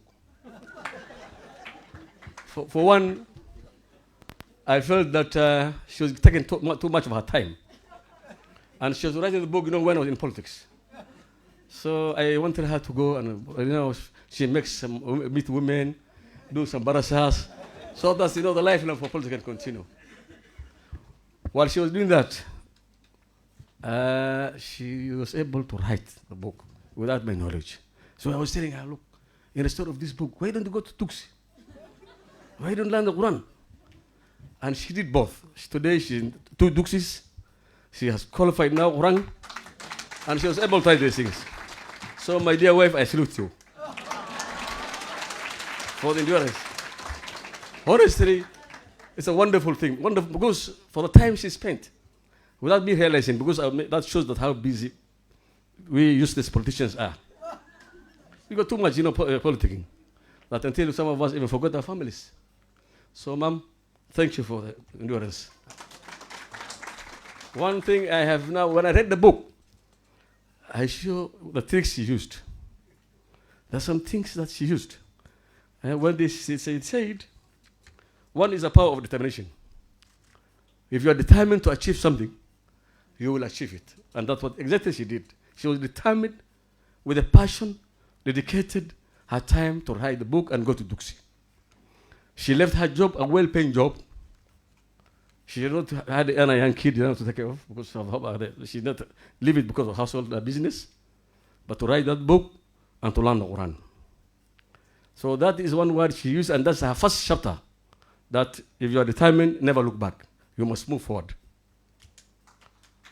One other thing I have seen, and I love it, is the hummingbird, the small bird that was carrying water, and it's a pig, making drop, it wanted to put off the fire burning in a forest. That small bird, the hummingbird. So, you see, she's telling you, she's saying a message to everybody, that everybody's contribution is valid, however small it is. So we must show also that appreciation. And finally, where she said, dhagax iyo laf dhuuxla lasma helo. You have to always be very calculative. When the opportunity calls, then you must make use of it. And that is exactly what she did to write the book. So that is the story I confessed. Of course, beside other things that I've done, keeping her busy, keeping her whatever. The book, I was not part of it. But of course, thank you for the appreciation, Mom. One other thing is I want to correct my brother, Meshuma Rashid. Rashid, I was not a husband, but I'm a husband. Because he said,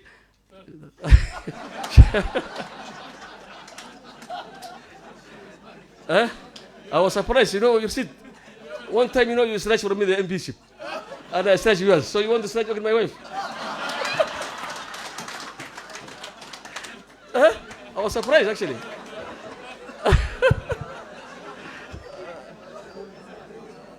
So, anyway. I think that's just not the jokes.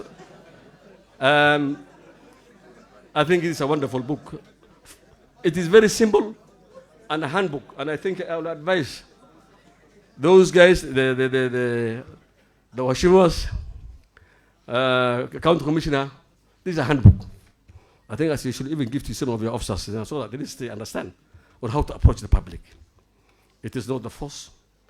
It is a will and cooperation and reasoning together. That's what the book is telling us. Before I say something else, you know, Nuria has so many friends. From school time, her classmate. And by the way, she was one of the only ladies out of the 3 or 4 that who was in Wajir High School for the first time. And up to the Form 2, she was in Wajir High. So she lived with men and challenged many, many years. Until she was transferred to Mulango Girls in Kitui. So, but today she's able to pull all her friends, most of her friends. And I want to appreciate those who are with her. Without mentioning them, this function will not be complete. I want to mention some of our friends and colleagues who came. I can see my sister Saadia. Please just say hi to her. Saadia used to be in Wajir, worked in Wajir as the DMA and the current MDA. And this is where she found her love. So, welcome, my dear, my sister. The other one is Abdul Rashid, a good friend, and you know, one of a president of issues to do with peace. Haj Ado, Sheikh Ado is here around. Sheikh Ado, please just say hi. And then her twin sisters, you know, these are her sisters actually. They are not only friends. Madam Amran, she was one of the pioneers of Wajir Girls. And actually, one time she was actually the country director for NDMA. Thank you for coming, my dear. I appreciate your friendship and your long standing, because they're always together most of the times, all these ladies. And the only thing they're doing is anything to do with the community issues. My sister, Halima Shourieh, we appreciate you. Madam Dega, I appreciate you. And the kids, I mean, the students who came, we love that poem, and thank you very much. Madam Orai, that's a party actually, for many years. Ahmed, this is her son. So when I show your hand, and then I will not again say something else before I appreciate some of my kids, my children, who came with her to support her, despite there are many other. Where is Yasmin? Yeah, my eldest daughter is there. She's at the back. Arafat, Muhammad Arafat. Of course, he's there. That guy is a pilot, and you know, we have to keep the plane aside to come and join his mother. Ramla, thank you very much. That she's actually the youngest daughter for her, and she's always, you know, with her mama. And of course, she left her home and family with her kids. So we appreciate us for coming. And I will not forget Dr. Tom Odiambo. I know how much you have done. Where is he? He has gone out. Dr. Thank you very much. We learned you very recently, and you become a friend to the family. Thank you. I think I will not say much. I can see also my friend, that's an old friend also to the family, and Nuria, Engineer Adam, and then to my earliest appreciation, Wazee Nawakina Mama, Ya Al Shabab. I'm sorry. I'm sorry. Of Al Fatah. Okay. Okay. Sorry, I forgot Allah Al Fatah. You know, you look alike. The name Zakar. Marka waa aad iyo aad aabaheen awowgeen duqe bakala muzee. We appreciate you.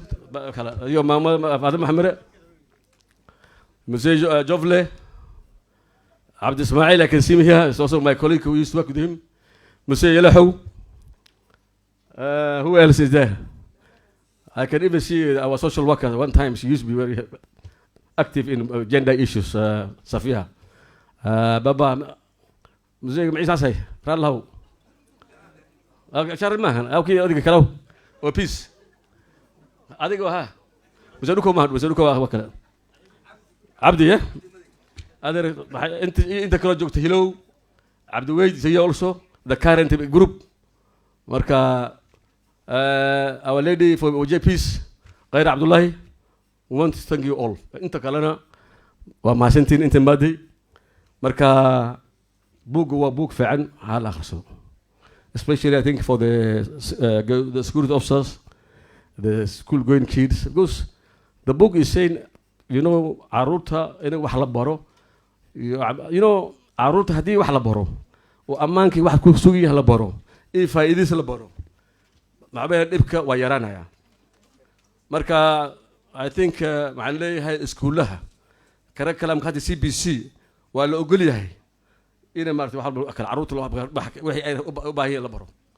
So macallimiinta meesha joogaan hadda education district maxaan doonayaa caruurta inay maartay school ku bagaystaan 1 yihiin staan 2 yihiin. Some of the subjects should be how to live together with their other next of kins, their neighbors, and all these things.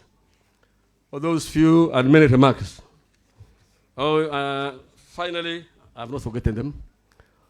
Finally, I want to thank the press, men and women, led by my son, Yusuf Ibrahim. Where's Yusuf Ibrahim? Yusuf, thank you very much for the work done. So therefore, with those few remarks, I think I will not say anything about the book.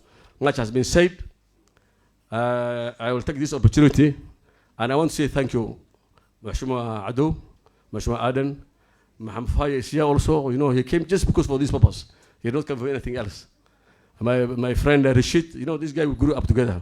We all disagree in politics, but we are not enemies. We are very good friends up to now. We are very good friends. We had a childhood friendship, and we grew up together, my friend. Karibu ya.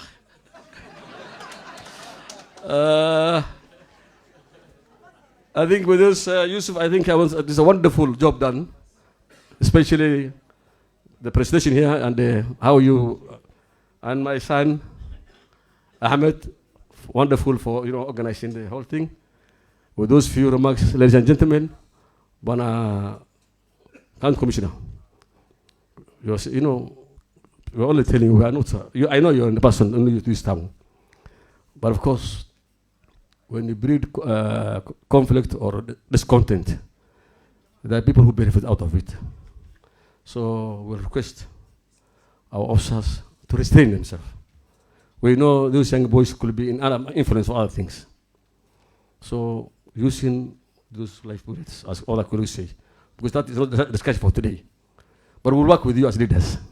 We are ready to tell the people, we are ready to tell the mamas, we don't want people to die again. Because those sound, somebody in Form 3, all the boys were students. I don't know how they came into that place. But we don't blame you for that. It happens. Maybe you can even throw it up and then it goes to our place. But please, next time I want to use what room. So with those few remarks, I want to take this opportunity. Mukona, I have you. Montasab. The governor in Mukubo Sana, you work. Let's go, Mukaribisha Missouri. I have bigger coffee.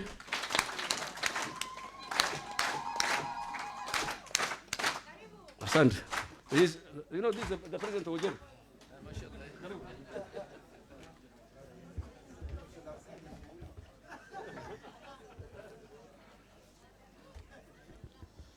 He doesn't want to recognize me as a brother-in-law.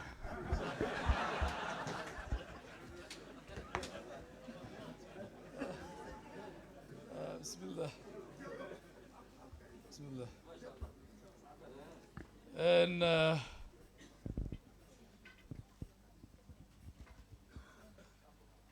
the VVIP of today is our sister Nuria.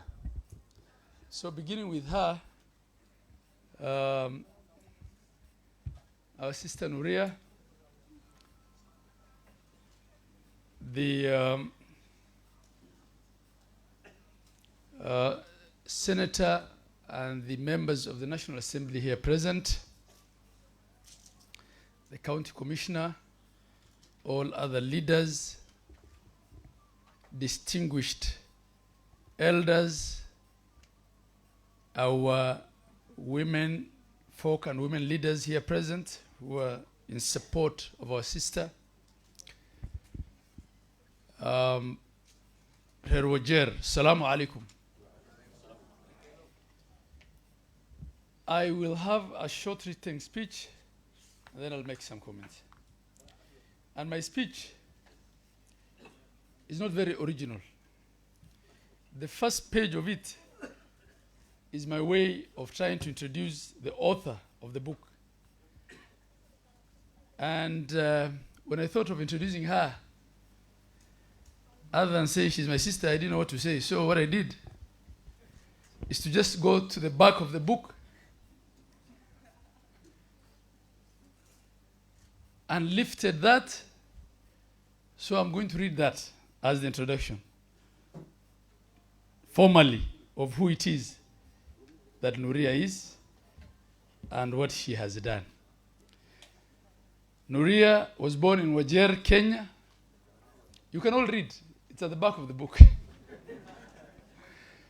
She holds a master's degree in development and peace building from Eastern Mennonite University, Virginia, USA.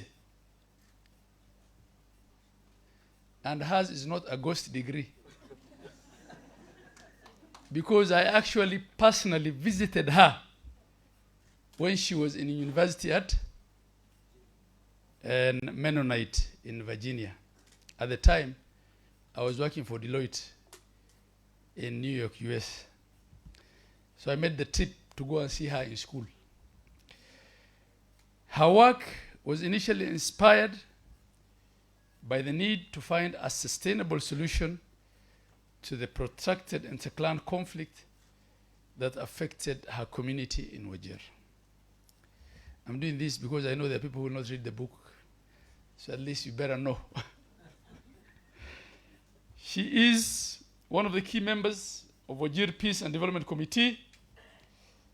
This is one of the most successful community-based peace-building initiatives in Kenya. The initiative has become a role model grassroots peace structure that works and builds relationships vertically and horizontally among all stakeholders. Nuria is a champion for peace and security and has participated in the past in the Hague Appeal for Peace, lobbying for women's involvement in peace and security campaigns under the theme From the Village Council to the Negotiation Table, Women in Peace Building, in 1999 at The Hague. This initiative culminated in the adoption of the UN Resolution 1325 in 2000. She served also as a member of the National Steering Committee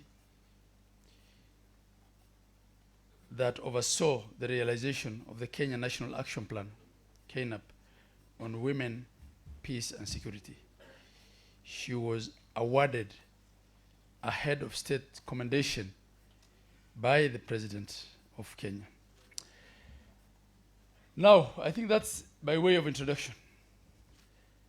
When I received this invite to grace this official launch of this book by my sister Nuria Abdullahi, I have never had a second thought. This is indeed more than a book. I read some parts of it and perused through others. So I was better than Abbas until last night. This is a rare masterpiece as it offers wide-scale lessons on peace building while linking the heroes and heroines of peace with today's and future generations of Wajerians. It has never been an easy job recognizing the list which she has highlighted herself in her book of these heroes and heroines. The late Mama Dega Ibrahim,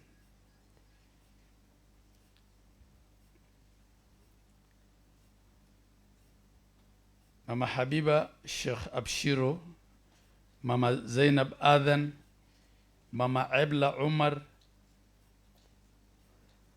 Mama Ebla Abdi Abdullah, Jamada Gosar, Alas Sheikh Hassan, Adan Abdi Errow, Adan Abdi Errow, Yusuf Dakat, Jamala Isaq, Abdullahi Aimoy, Hassan Ali Ahmed, Hassan Golicha, Ali Fankei, Nur Bule Gesse, Adan Afey, Ali Khalil, Bundid Abdi Ogle, Dubo Yusuf, and many others.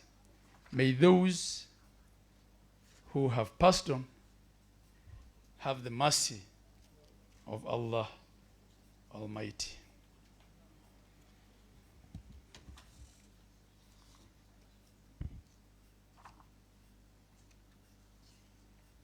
I was personally privileged to have witnessed and worked with a few of those icons of peace under the Al-Fatah Council of Elders, which Mama Nuria belongs to, the likes of Mzee Duko, who is here today.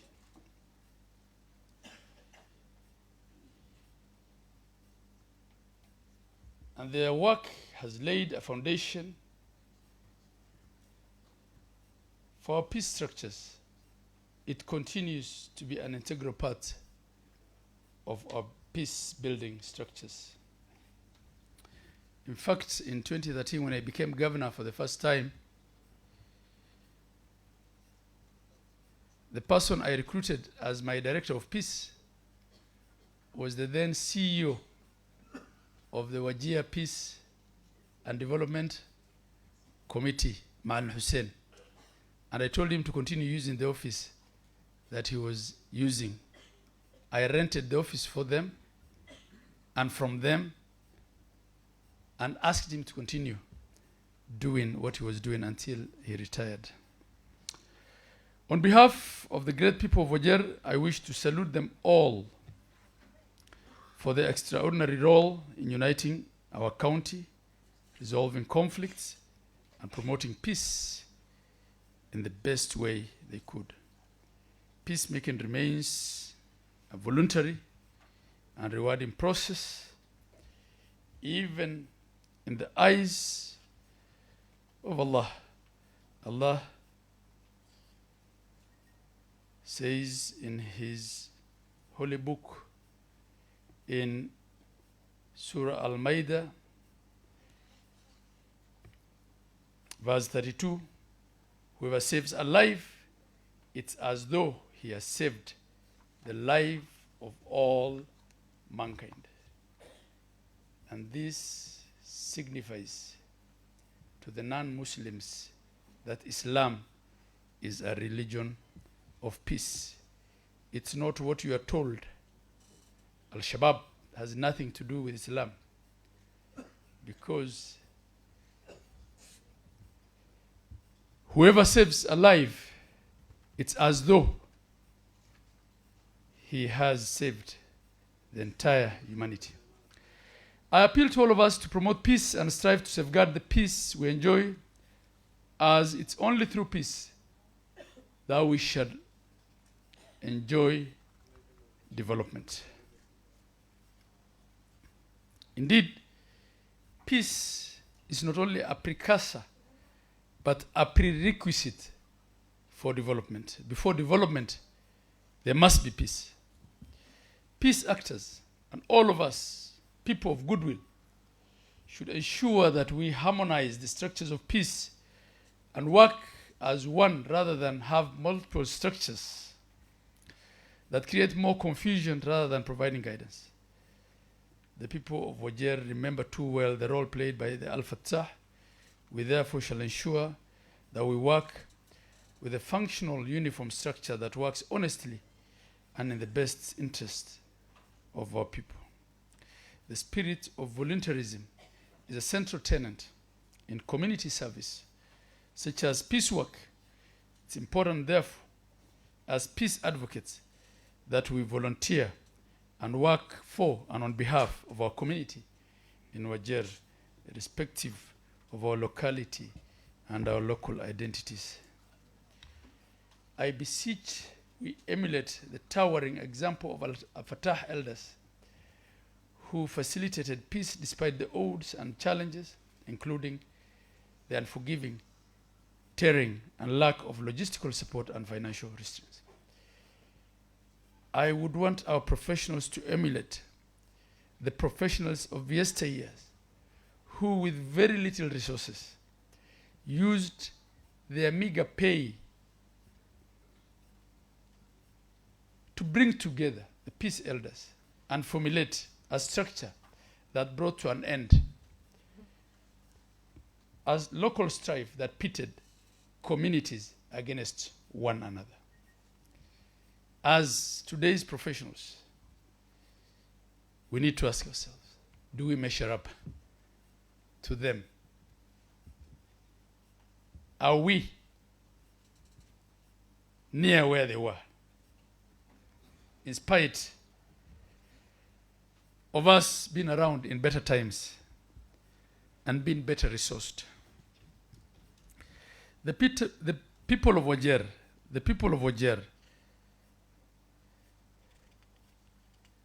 my people, the people of Wajer, the generation of my dear sister, the author, and the generation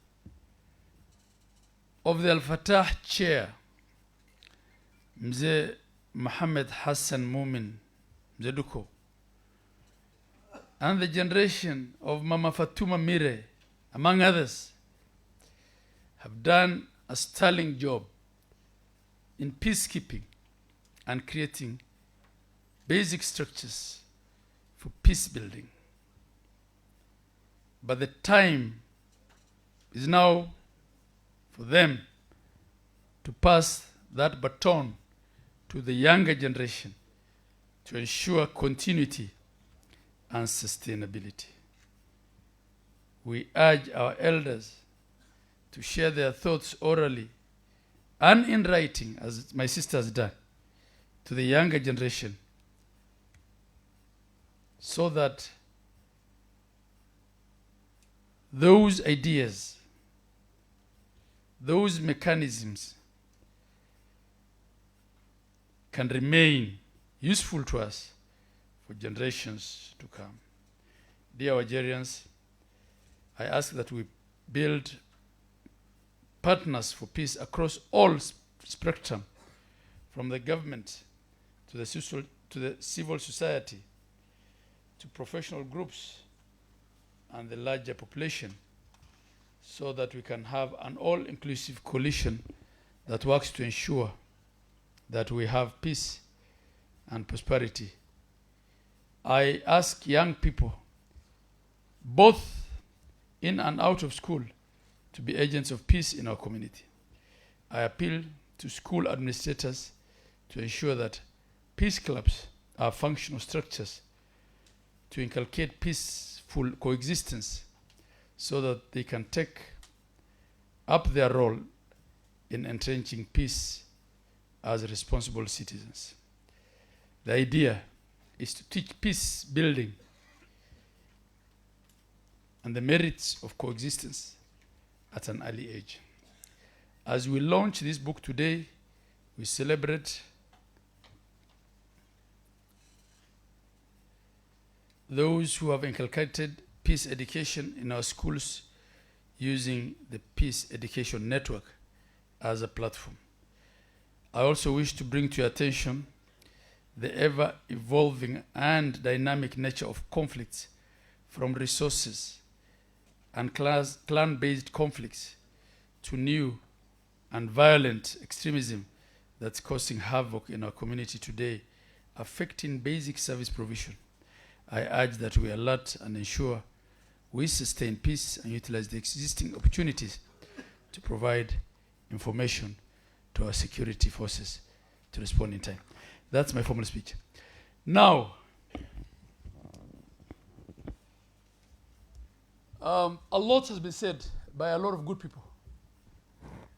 I want to start thanking everyone who's found time, friends of Nuria, who have traveled far and wide to be here to celebrate and support her today. I also want to thank everyone who has assisted her in the process. Those who have been part of this journey of writing the book, in supporting her. My brother-in-law has said he's not been very supportive, but I'm sure he's just being modest. To her children and family at large who have been supportive of her as she wrote this. This is no mean feat. And I think it's a good thing, as Mheshimiwa Dawood, I don't know whether it's Dawood or Elmi, who said that this year we've had 3 Somalis writing books. Duale shared his experiences of politics. And Ahmed Isaq shared what he had gone through as chair of IEBC. And now our sister has given us something that is not only her sharing of her experience, but a handbook really for people in this field of peace. Something that you can use as a reference book for years to come. I also want to pay tribute to everyone who was involved in the peace process, in the Al-Fatah peace process, in Wajir Peace and Development Community. These good ladies, they were part of this panel, you've seen them. Halima Shuria, Madam Orai, Madam Fatuma Abdul Ghadir. I know there's also Madam Sadia who is around somewhere. They have been part of this journey with our sister. I know her dream today, having written this book, is to actualize the Wajir Peace University. I was involved as a trustee in Wajir Peace University in helping them acquire the land, putting up the boreholes. We even did some little fundraising, I think raised some money for that. And where we got into headwinds was the issue of the Kenyan university system recognizing only public and private universities. Unlike in places like the US, where there's community colleges and community universities, the Kenyan educational structures, and this is where the MPs can probably help us, do not recognize community universities. And to the extent that it's not public, then you cannot put public money into private institutions. I think it's part of the challenge that we have to see how to circumvent. But I believe if we all work together as leaders to try and support this initiative, we probably could find alternatives, funders. If we put our heads together, we could do fundraisers, we could find alternative supporters so that these good ladies who have this extremely noble idea of setting up a peace university can, in their lifetime, see that come to light.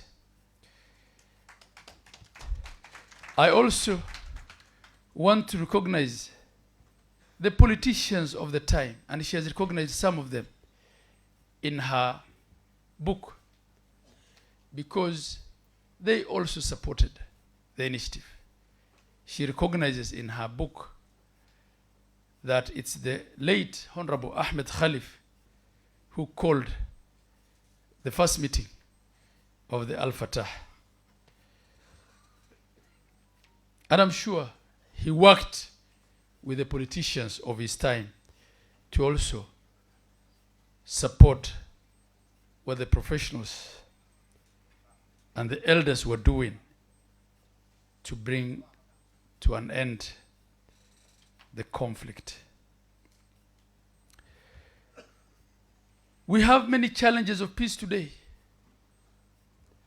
The interclan conflicts, and at times even intra-clan at sub-clan level, and even at sub-clan level,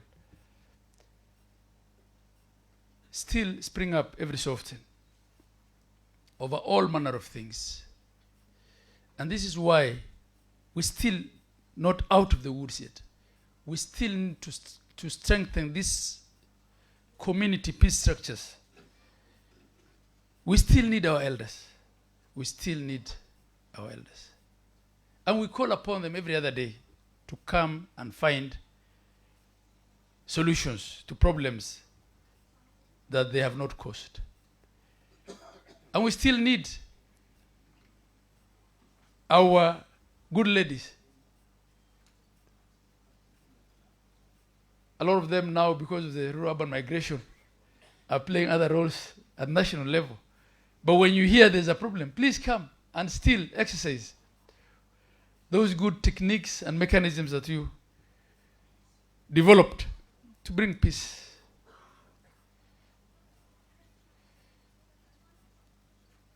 And we also are dealing with other challenges of peace. We're dealing with terrorism and the threat of Al-Shabaab. I think the model that's espoused in this book of peace building can be adopted to sensitize the community about the need to keep Al-Shabaab at bay from our society. The need for us to all fight Al-Shabaab. Because who is Al-Shabaab now? It's our youth. Who is Al-Shabaab? Let's face it. We can't say it's something that is alien to us. And I hear the names of key players being mentioned. Heblo, in Hebel. They're the ones who are directing insurgents to come into our towns. So we need to be able to get our society back from Al-Shabaab. We need to be able to sensitize our locals, youth, elders, religious leaders, and everybody. The other day, and I say this with a lot of pride, the people of Betzelo, when Al-Shabaab went there, they came together, consolidated themselves, and told Al-Shabaab, please leave us in peace. You cannot kill our teachers, our non-local teachers, in our presence. And they said it will be between us and you if you don't get out of our town. Why uso behen? Why iske ehbiyen? Nadafa idehen. Al-Shabaab no abs to adafen. And if we did this in every single village, then we will defeat Al-Shabaab. I don't want to dwell a lot on the issue of the demonstrations that happened because that was talked about by a lot of the leaders. Mheshimiwa, and I don't know whether it's Mheshimiwa Muhammad Do who asked whether there were policemen who were injured. I want to confirm to you, I don't know who it is that asked. It was Rashid Qasim who asked. I want to confirm to you that there were policemen who were injured. And many who were injured. I think in the last count, it was about 23 of them, some badly injured. And because there were 3 demonstrations in this town, there's one at the assembly, which destroyed a lot of MCS cars and destroyed our assembly. There was one that happened when the KWS guys killed the 2 young men. And in that one, the police station was almost burned. And in the third one, sections of the power station were actually burnt. And we had to struggle to get our fire engine to put it off. We regret the loss of life. We regret the loss of lives of young ones, because both of those kids who died, you know, in the two demonstrations were high school going kids. We regret the killing of the two gentlemen by KWS. I think the rule of law demands that if one is suspected of having committed a crime, they are apprehended and taken through the process of law, which is arraigning them in court. But the other side of the coin also is that demonstrations here are not peaceful. Generally in Kenya, I don't see demonstrations being peaceful. At times, there was a day in Nairobi, there was the Azimio demonstration in Nairobi. And there was a demonstration going on in South Africa on the same day. I don't know those who have watched that on TV. And there was another one that was going on in Senegal, I think. So the international televisions were showing every so often each of the demonstrations. In South Africa, they all wear the same sort of uniform. They are dressed in the same colors, and they dance on the streets, singing probably freedom songs. But you saw what was happening in Nairobi. Lives were lost. Property was destroyed. The same culture is beginning here. In each of those demonstrations that happened here in this town, property was looted. Property was looted. There are people whose M-Pesa shops were booming a day before the demonstration, and a day later they had nothing. Cars were destroyed. Road infrastructure was destroyed. And especially for the last one, we were already doing everything possible to get the generators here. By the time the demonstration was happening, I had actually met the president, specifically about the issue of Wajir generators. And I was showing Mheshimiwa Senator yesterday, the first person to send me the loading of the generators when they were loaded this time around. One has come, one is on the way. They both come now. One was to come at 5 a.m. this morning. Was the president himself. He's the one who sent me, telling me, Governor, here, yeah, your generators. That means he was concerned himself. Yes, there was a problem of power, but it was there for 5 years. Power rationing was with us for the last 5-7 years. We were already doing what we could. And the analogy I usually give is, if you are an ugly fella like me, do you take a knife to cut your face to cut your nose so as to spite your face? haddaad fool xun tahay sideedu kale ood middo inaad qaadad sanka iska goysid ma qurxanaani waa maya. haddii dhibka aasahay generator iyo power in laga buuqo maba xuma oo lasoo bannaan baxa, laakiin haddaan gubna waa kuwii laisku celcelinaya oo engineerga maalin walbaba mechanic loo soo diraya laisku xirxiraya, kuwii kale waaba u doodi hayna. haddaad ku eegahay gubtid ma korontaad heli? waa maya. It actually extended the ration in time.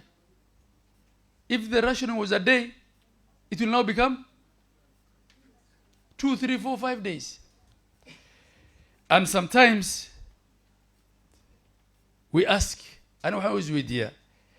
Qafka saan u rabo magaalada Wajeer inay gubto waaki. Qafka saan u rabo magaalada Wajeer in ay gubat waaki. Way waxaan waa ka weyn tahay bananbax. runta isu sheegin Rogero.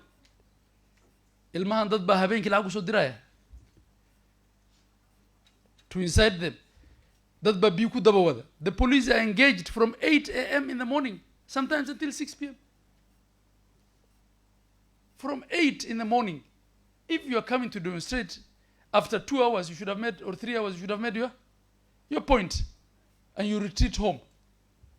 But there are people carrying water, food for the demonstrators. Who are these?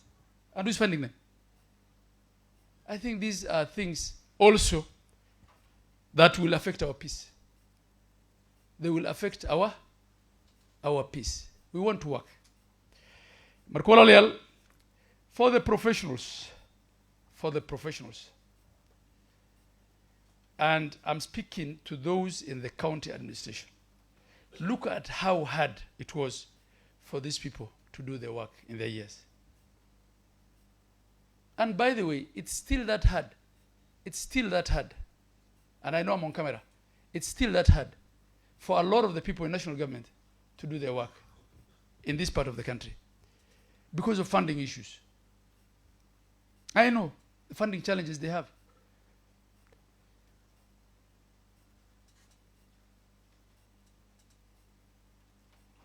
Rashid, my brother, I will continue doing the development, whether people want it or not. They will want it after I've gone. Hatta the other rabin, markin ta kadam bay sheegi doonan.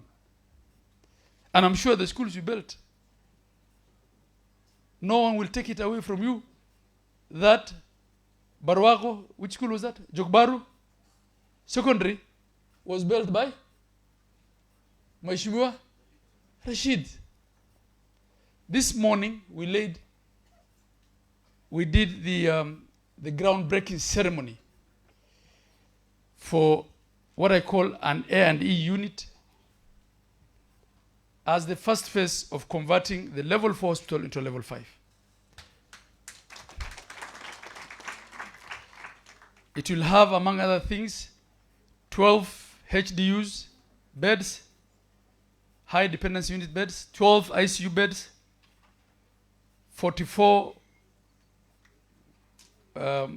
ward beds, 24 male, 24 female, 3 operating theaters, another lab, sample taking lab within the same unit, a pharmacy, what they call an SSD, and it will have a water purification plant that will purify water for the hospital, sufficient water at the top of the roof. That's the first phase of it. And once we're done with that, we'll do a second phase that includes a number of other things. And I am determined to convert this hospital into a level 5 hospital. Money is scarce. Money is scarce. And I know people are feeling it in the town. There's no money. Money is scarce. This morning, I had a cabinet meeting with my ministers. We're trying to pass the budget, which must be with the assembly by Monday, approve it rather as a cabinet. 47% of our equitable share is going to staff compensation. 47%. Lacagtana la siinayo boqolkiiba 47 waxay galaysaa mishaar shaqal. And the salaries they're earning are not mostly the salaries. Of course, they are lower cadre staff, but a lot of the senior people are not earning what Mohammed Fai was earning in 1984 when he was starting this initiative together with Nuria and all the other professionals. They're earning serious money. Lakini maanta ya mishaarkiisa bixina ole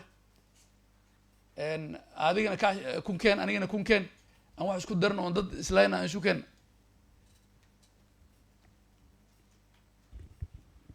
xooli la talaalaya lagu leeyahay haddii allowance la siinin ma baxay allowance inoo ku talla waa bixinayna ugu yahay warabad ka soo talaal intaas la iska leeyahay. I'm speaking to our professionals. Please, let's look up to these people. Let's emulate what they were able to do under very hard circumstances.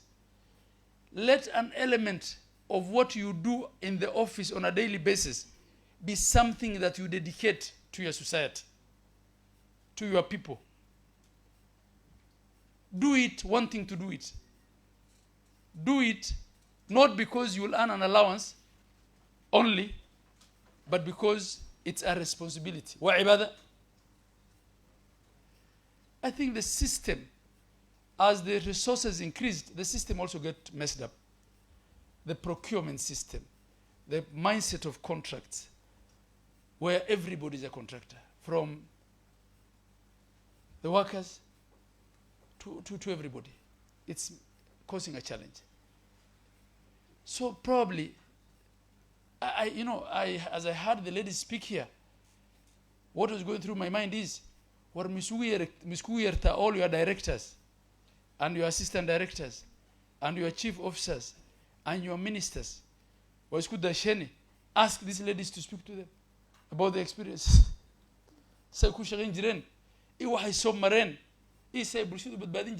Maybe they need to hear from somebody else. And I think it's quite apt to do that, frankly, so that we appreciate where we are vis-a-vis where our society was. There's a lot of help now. But there is less patriotism. There is less nationalism. The issue of drugs, county commissioner and woman rep will partner with you in this. Whatever you think we can do as a county government, please ask us to do it. And let's use also the chiefs and the former chiefs. There are former chiefs in this town who've done great work when it comes to this maneno of fighting substance abuse. But Bana County Commissioner, a lot of your chiefs of today also, just like a lot of the professionals in the county are not of the caliber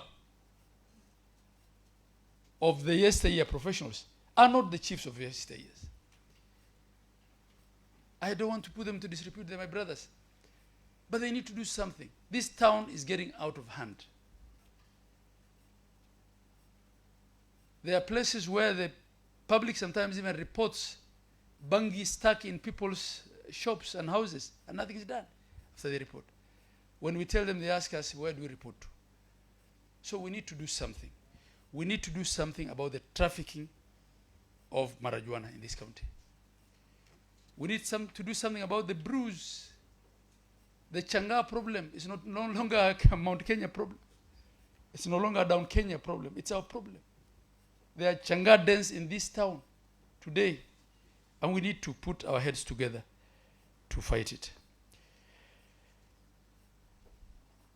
From those, one of the things I was taught in high school was that from those to whom much has been given, much will be expected. So much is expected to us. Much is expected of us as leaders, as leadership, whether MPs or governor. Much is expected of the county government. I understand that. And in spite of the challenges, I promise you, I will do my best to assist our sister disseminate the methodology of what is contained in her book with respect to peace building. As governor and as guest of honor, I will purchase 300 copies of that book. I didn't see a price tag, but when I asked the MC, he told me it's 1,500. So I'll buy 300 copies. I will give 20 or so to my peace department, the decentralized units, a certain number. I don't know how many they are, the ones that are in that section. And the rest I'll donate to libraries in schools within the county, so that the teachers and the students can find that book on the shelf. But I also urge every one of us. This county today has 250 assistant, deputy, and county directors, costing us R1 billion a year. I think they're all relevant in the peace building process. I want to urge each of them to buy a copy. to support our sister. There are 31 chief officers. Please buy a copy. There are 10 CECs. Please, each of you, buy a copy. And myself and my deputy will also each buy a copy. So, in addition to the copies that I'm buying for the schools. Once again, and probably lastly, I don't know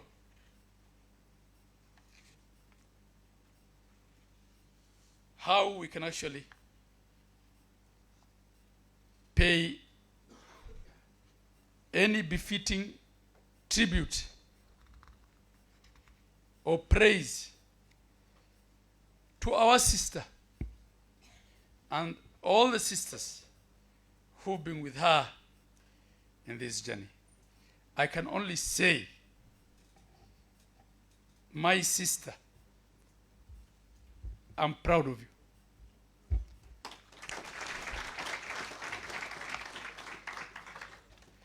Abbas got so emotional, he mixed up Al-Shabaab and Al-Fatah.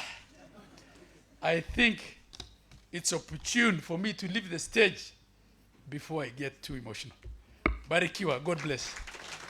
With those many words, may I then declare the book. Okay. Oh, okay.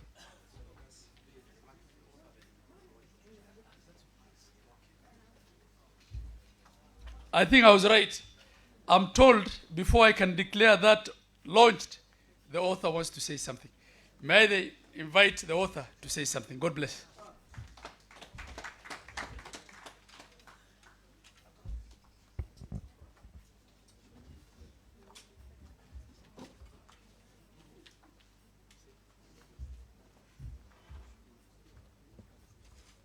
Bismillah. My younger brother, His Excellency, the Governor Ahmed Abdullahi, all the elected leaders, our Al-Fatah Council of Elders, our Women for Peace, all the council executives, invited guests, ladies and gentlemen, and our media fraternity. Assalamu alaikum. And for those who don't know, the Assalamu alaikum, habari zenyu. I'm honored that I have all these distinguished members of parliament and elders who have come to grace this occasion. I'm not taking that for granted. I say thank you all. Particularly, I'm really impressed and I'm really honored. I must say this with Muhammad Ado, how he accepted my invitation. I was trying to save his number and then I just flashed. Before even I could save, he called me back. That was a honor for me. I say thank you so much. Before I say a few words, I want to recognize my daughter who has really supported me in this process, and even used to mention my book in her functions before it was ready. My dear daughter, Nuria Abdullahi, our First Lady. I honor you. You have been so supportive. I appreciate you. There's another young daughter of mine whom I want to appreciate. That is Kaltuma Hassan Urau, the daughter of Dega Ibrahim. I want her to come here for people to see her. Kaltuma, I will not ask you to talk, just come people see you, appreciate you. She has provided almost all the photos in these books from her mother's archive, so we must appreciate her. And her other younger sister who is doing medicine in Turkey, Nura, who was named after me. I'm also happy that she also gave me some of the information that I didn't have. So this is Kaltuma Nuro, Dega Ibrahim's first daughter. Thank you so much. So if you could have appreciated Dega, we appreciate her too, because she provided most of the photos in this book from her mother's archives. So with that, I want just to say, I wanted to talk in memorial of the members of Al-Fatah and the mothers who really were with us in this journey, but are not here today with us. I wanted to mention the names, but my brother, the Governor, His Excellency, has mentioned all the names, starting with the Dega Ibrahim. So I just want to appreciate one old man. Our professor, Dr. Tom, talked about the issue of archiving. How many people here know the late Mr. Dubo Yusuf? How many people know him? Mr. Dubo Yusuf, an old man, used to carry a notebook wherever, because if there is one meeting of Al-Fatah today, he will document. I said, I wish I was alive. I would have benefited from his archive. That old man could record any meeting, anything, whatever he attended a meeting, he had a notebook with him he could record. So if somebody knows his children, I think they can approach him. If you can get his notebook, it can be very helpful. So in terms of archiving, I think he did a good work. So let's pray for them that they did a good job. They are not with us, but Alhamdulillah, their families are here. We appreciate them all. May the Almighty Allah take them to paradise. The other thing is about writing this book, is about, we are celebrating the collective effort of the people of Wajir. There was the Al-Fatah, there was the mothers, there was the peace education, but the entire people of community of Wajir. We had our business community led by our brother Umar Somo, who is no more here. He's in Nairobi. Qalbi Safi Ado was another businessman who supported the peace process, and Hussein Mabuyu. These are our pioneers who supported the peace process. When we didn't have money, they would take out the money to support us. So I don't know whether Ado and Mabuya here, we invited them, but we appreciate you and we didn't take that for granted. So we ask our other business community here to support the peace process, the elders and the mother, and to invest your money. Peace can be only sustainable when you use your own resources, because you feel that I've put my shilling here. But if you wait for donor money come with the conditions that might not even suit your situation. So we say, we appreciate and we ask our people, just like everybody said, these people sacrificed the women, the Al-Fatah Council of Elders, the mothers for peace, the youth education, our youth, they all sacrificed their time and resources, not forgetting our religious leaders who are going from location to location to preach the word of peace. We have not forgotten them. So, and the government agencies who are working in partnership with us. So we were all engaged as the youth children of Wajir. So we want to know that that is how we worked, and we're asking our youth of today, our professionals, our leaders, to come together and work as the children of Wajir, not like this and that. We are all the children of Wajir. So let's work together as children of Wajir. I must also confess that writing this book was not easy. I had to get information, write, after a few months, come back, call the Al-Fatah, call the mothers, is this information correct? Because when we're writing a true story, you don't write something and then somebody comes and says that was not true. Come back, write a bit, then come back again back to Wajir. Call them together. Is this correct? Is this information? So it took me more than 7 years, actually, to write what I'm writing today. So this book, I must say, and I was doing all that because I wanted this for prosperity, because people don't know how peace came about. We have a young generation now, and most of our people of Wajir have migrated to other parts. We have new people here. They don't know how hard we earned this peace. So it's just like they don't know what it is about. Those who are saying who are demonstrating and doing violent, they would have not done that if they were under the guidance of Mama Fatuma Muhammad Mira or Musa Diko or Musa Jofla, our elders, because our elders used to guide us. And many people say that it's not the role of women in peace building. There's a time we had a meeting and Musa Diko told the elders, let me put it in Somali. Odiyalo xumalaysa anabadna adin kala xiriisin haday gabdhaheena ay dhalinyarada ne hooyashana ay garab qabaneen kaligan xabba ma keenin korna isku xirnaana. And that was a very important point from Muzeduko. So this book is a long journey just to document that. The book captures the struggles and the challenges faced by the peace actors of Wajir. So today I'm challenging our youth, our professionals, and everybody. Like the governor said, we are already on the down path. We are going downstream. We are the ones coming upstream. You need to take the baton from us and you must be committed to doing this, because a peaceful Wajir is your prosperity. If you don't, then you will lose everything. So we are telling the young generation to take over from us. We are telling our elected leaders to preach peace, to bring children together. So we have to work together as a team. And so that, and we expect a lot from you, because as we have done our part, we're handing over the baton you. This book is a guide for you. Now you must remain like, I've written some chorus of the songs. Ali wrote, Abdulkadir Hassan Bule said, there was another which was said, وجر وحالي يرثا كلوشا لكنه وحكسي وين ولا التنمى ده وريات هيلس أورنين. So it was referring to people of Mandera and Garissa. وريك ماله ويفا كده في نعيد ده ذنوا وحبك أما قارن وبسكسي. So that was it was a choir, a chorus of a song. So we still have that spirit. When we had friends, our friends tell us, tunashangaa nyinyi watu wa Jia, I think Reru Jariati Murkilinda, has Reru Jarutin. So we used to say, Ana Reru Jaranalda, Kabil Makam Reru Jar. But the children of this, the young generation of this day, do you call yourselves as Reru Jar? We had from fathers from other parts, like for Amra Sheikh Abdulkadir, Halima Shuriya, Saadi Basalenga, our sister Ore, and our late Deka Ibrahim. We are from 5 different clans, but we are like sisters. Deka was Agarre, Saadia Isaac, Amran is Balado Isaac, Halima is Ogaden, Ore is Juran Amadugodia, but we are like sisters. We eat together, we share everything together, we don't mention tribe.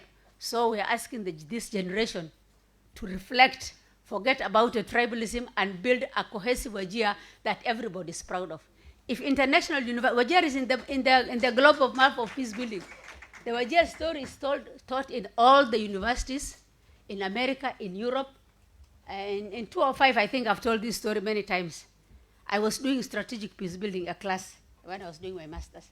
And then they were saying, we are showing the best case standard of strategic peace building. And they put on the documentary, the Wajir story, which we are saying. And I find myself in the picture. And I have gone there to learn. So they are teaching me my own story. Like somebody said, yes, our own people are not appreciating our efforts, like the Kenyan universities. They don't know about that. Foreign universities teach that. That's why, may God bless him, our governor has helped us. That's why we want to have a regional university which will be a hub of excellence and in terms of peace and security in Wajir, so that we can have international students come here. Actually, international students have been come here. Ali Rahma Dega used to host some, I used to host some. Elminos and Halima and Amr, they know. Students used to come and stay with us. I remember I used a lady, an Israeli lady, used to stay with me to come and learn from the Wajir peace process. And her parents were always calling, are you safe in a Somali community, a Muslim community? And she was telling her mother, I'm very happy, I'm comfortable. So if people are coming those ages to learn from us, I think we should be proud of our. So finally, I am asking for us to work in partnership. You can all build peace when you're in partnership. So let's, the government, the politicians, the civil society, the youth, the NGOs, I think we can only build peace when we are together. We have to have that partnership. It's only through partnership. We are not competitors, but we complement each other. What the county government can do, there's a place where the national government can do, there's what elders can do, the mothers can do, the youth can do. So let us put our elves together and let's have peace for partnership for peace that will bring us together. I think, having said that, I think let me talk a little bit in Somali so that our elders can understand maybe what I was saying, because this today is their day. Mama Yasha Amanka, or Hag wada fadhiyo, bal istaqbal hal ark women for peace. Aw Mama Yasha peace. Mama Faduma Muhammad Saman, Faduma Ali Hazan, Nada, aw Nuria Abdullahi, wapi mama akina mama Amani. Delehei. Wewe story yako iko kwa hii kitabu, wewe usijione ujana, simama iko kitabu yako. We call what you are calling peace, creative peace building. I'm sorry, it is Dhuhr, Ilm is really looking at the watch. It's prayer time. We were doing Madam Dega Ali Rahma said, akina mama Wajir wadashene, wahalin kugu yara, si as dalko inkigabah. So now I came to Northern Ireland. Oida had Mama Yasha wadalen, urrih, si usurrih hambar. So we had a session of massage therapy. Actually, Dr. Mag'id Maganen, Nura Hassan Nuro, Dega told me she's called Adam, she told me her name.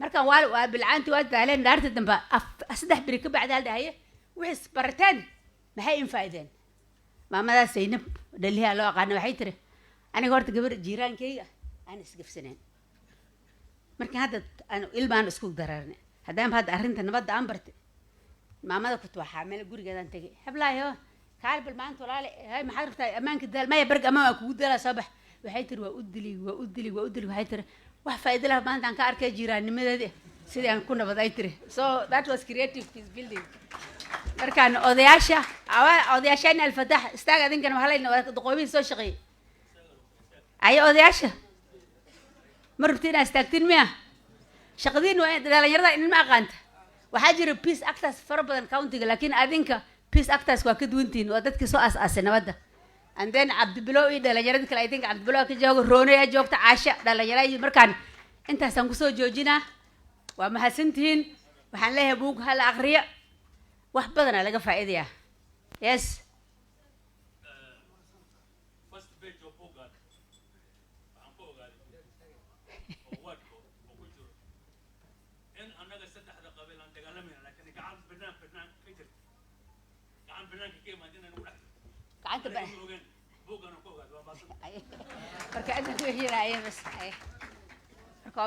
Thank you so much. Do I go?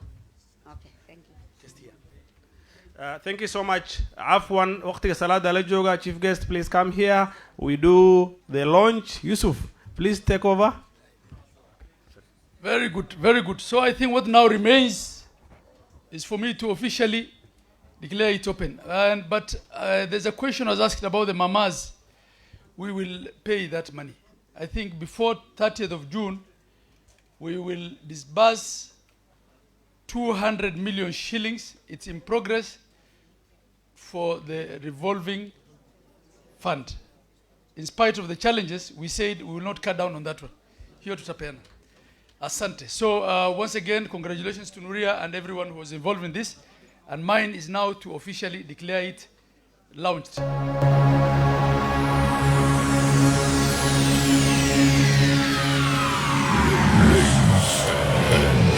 Gentlemen, may I have your attention, please?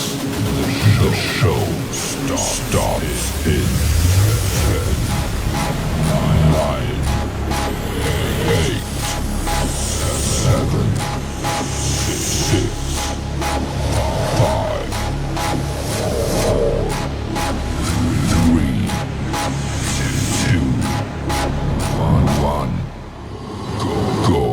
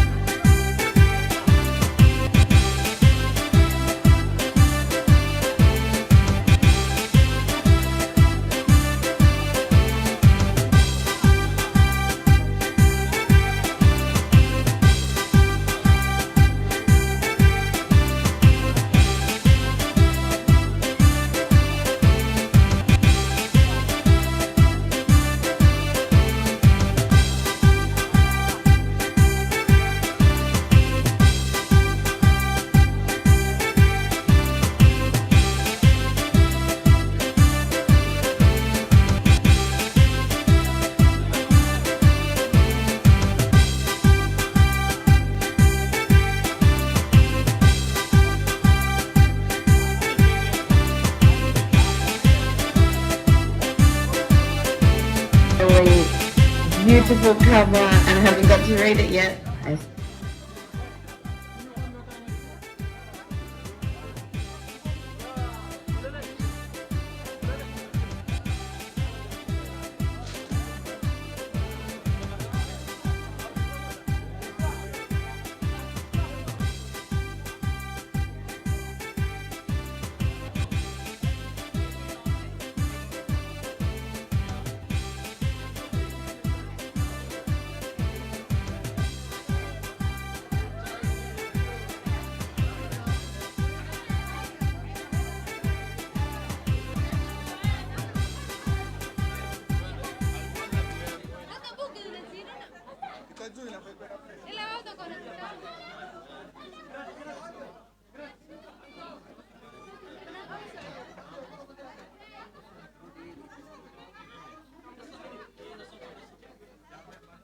Full cover and I haven't got to read it yet. I assume I get a free copy, a signed copy, please.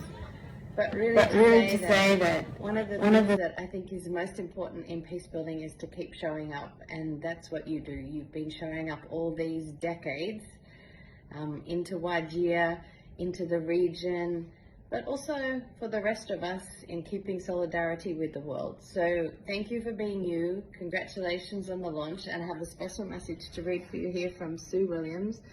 It says, "My dear Nora, it's wonderful that you have a book which will let us learn from all your varied experiences. I so look forward to reading it.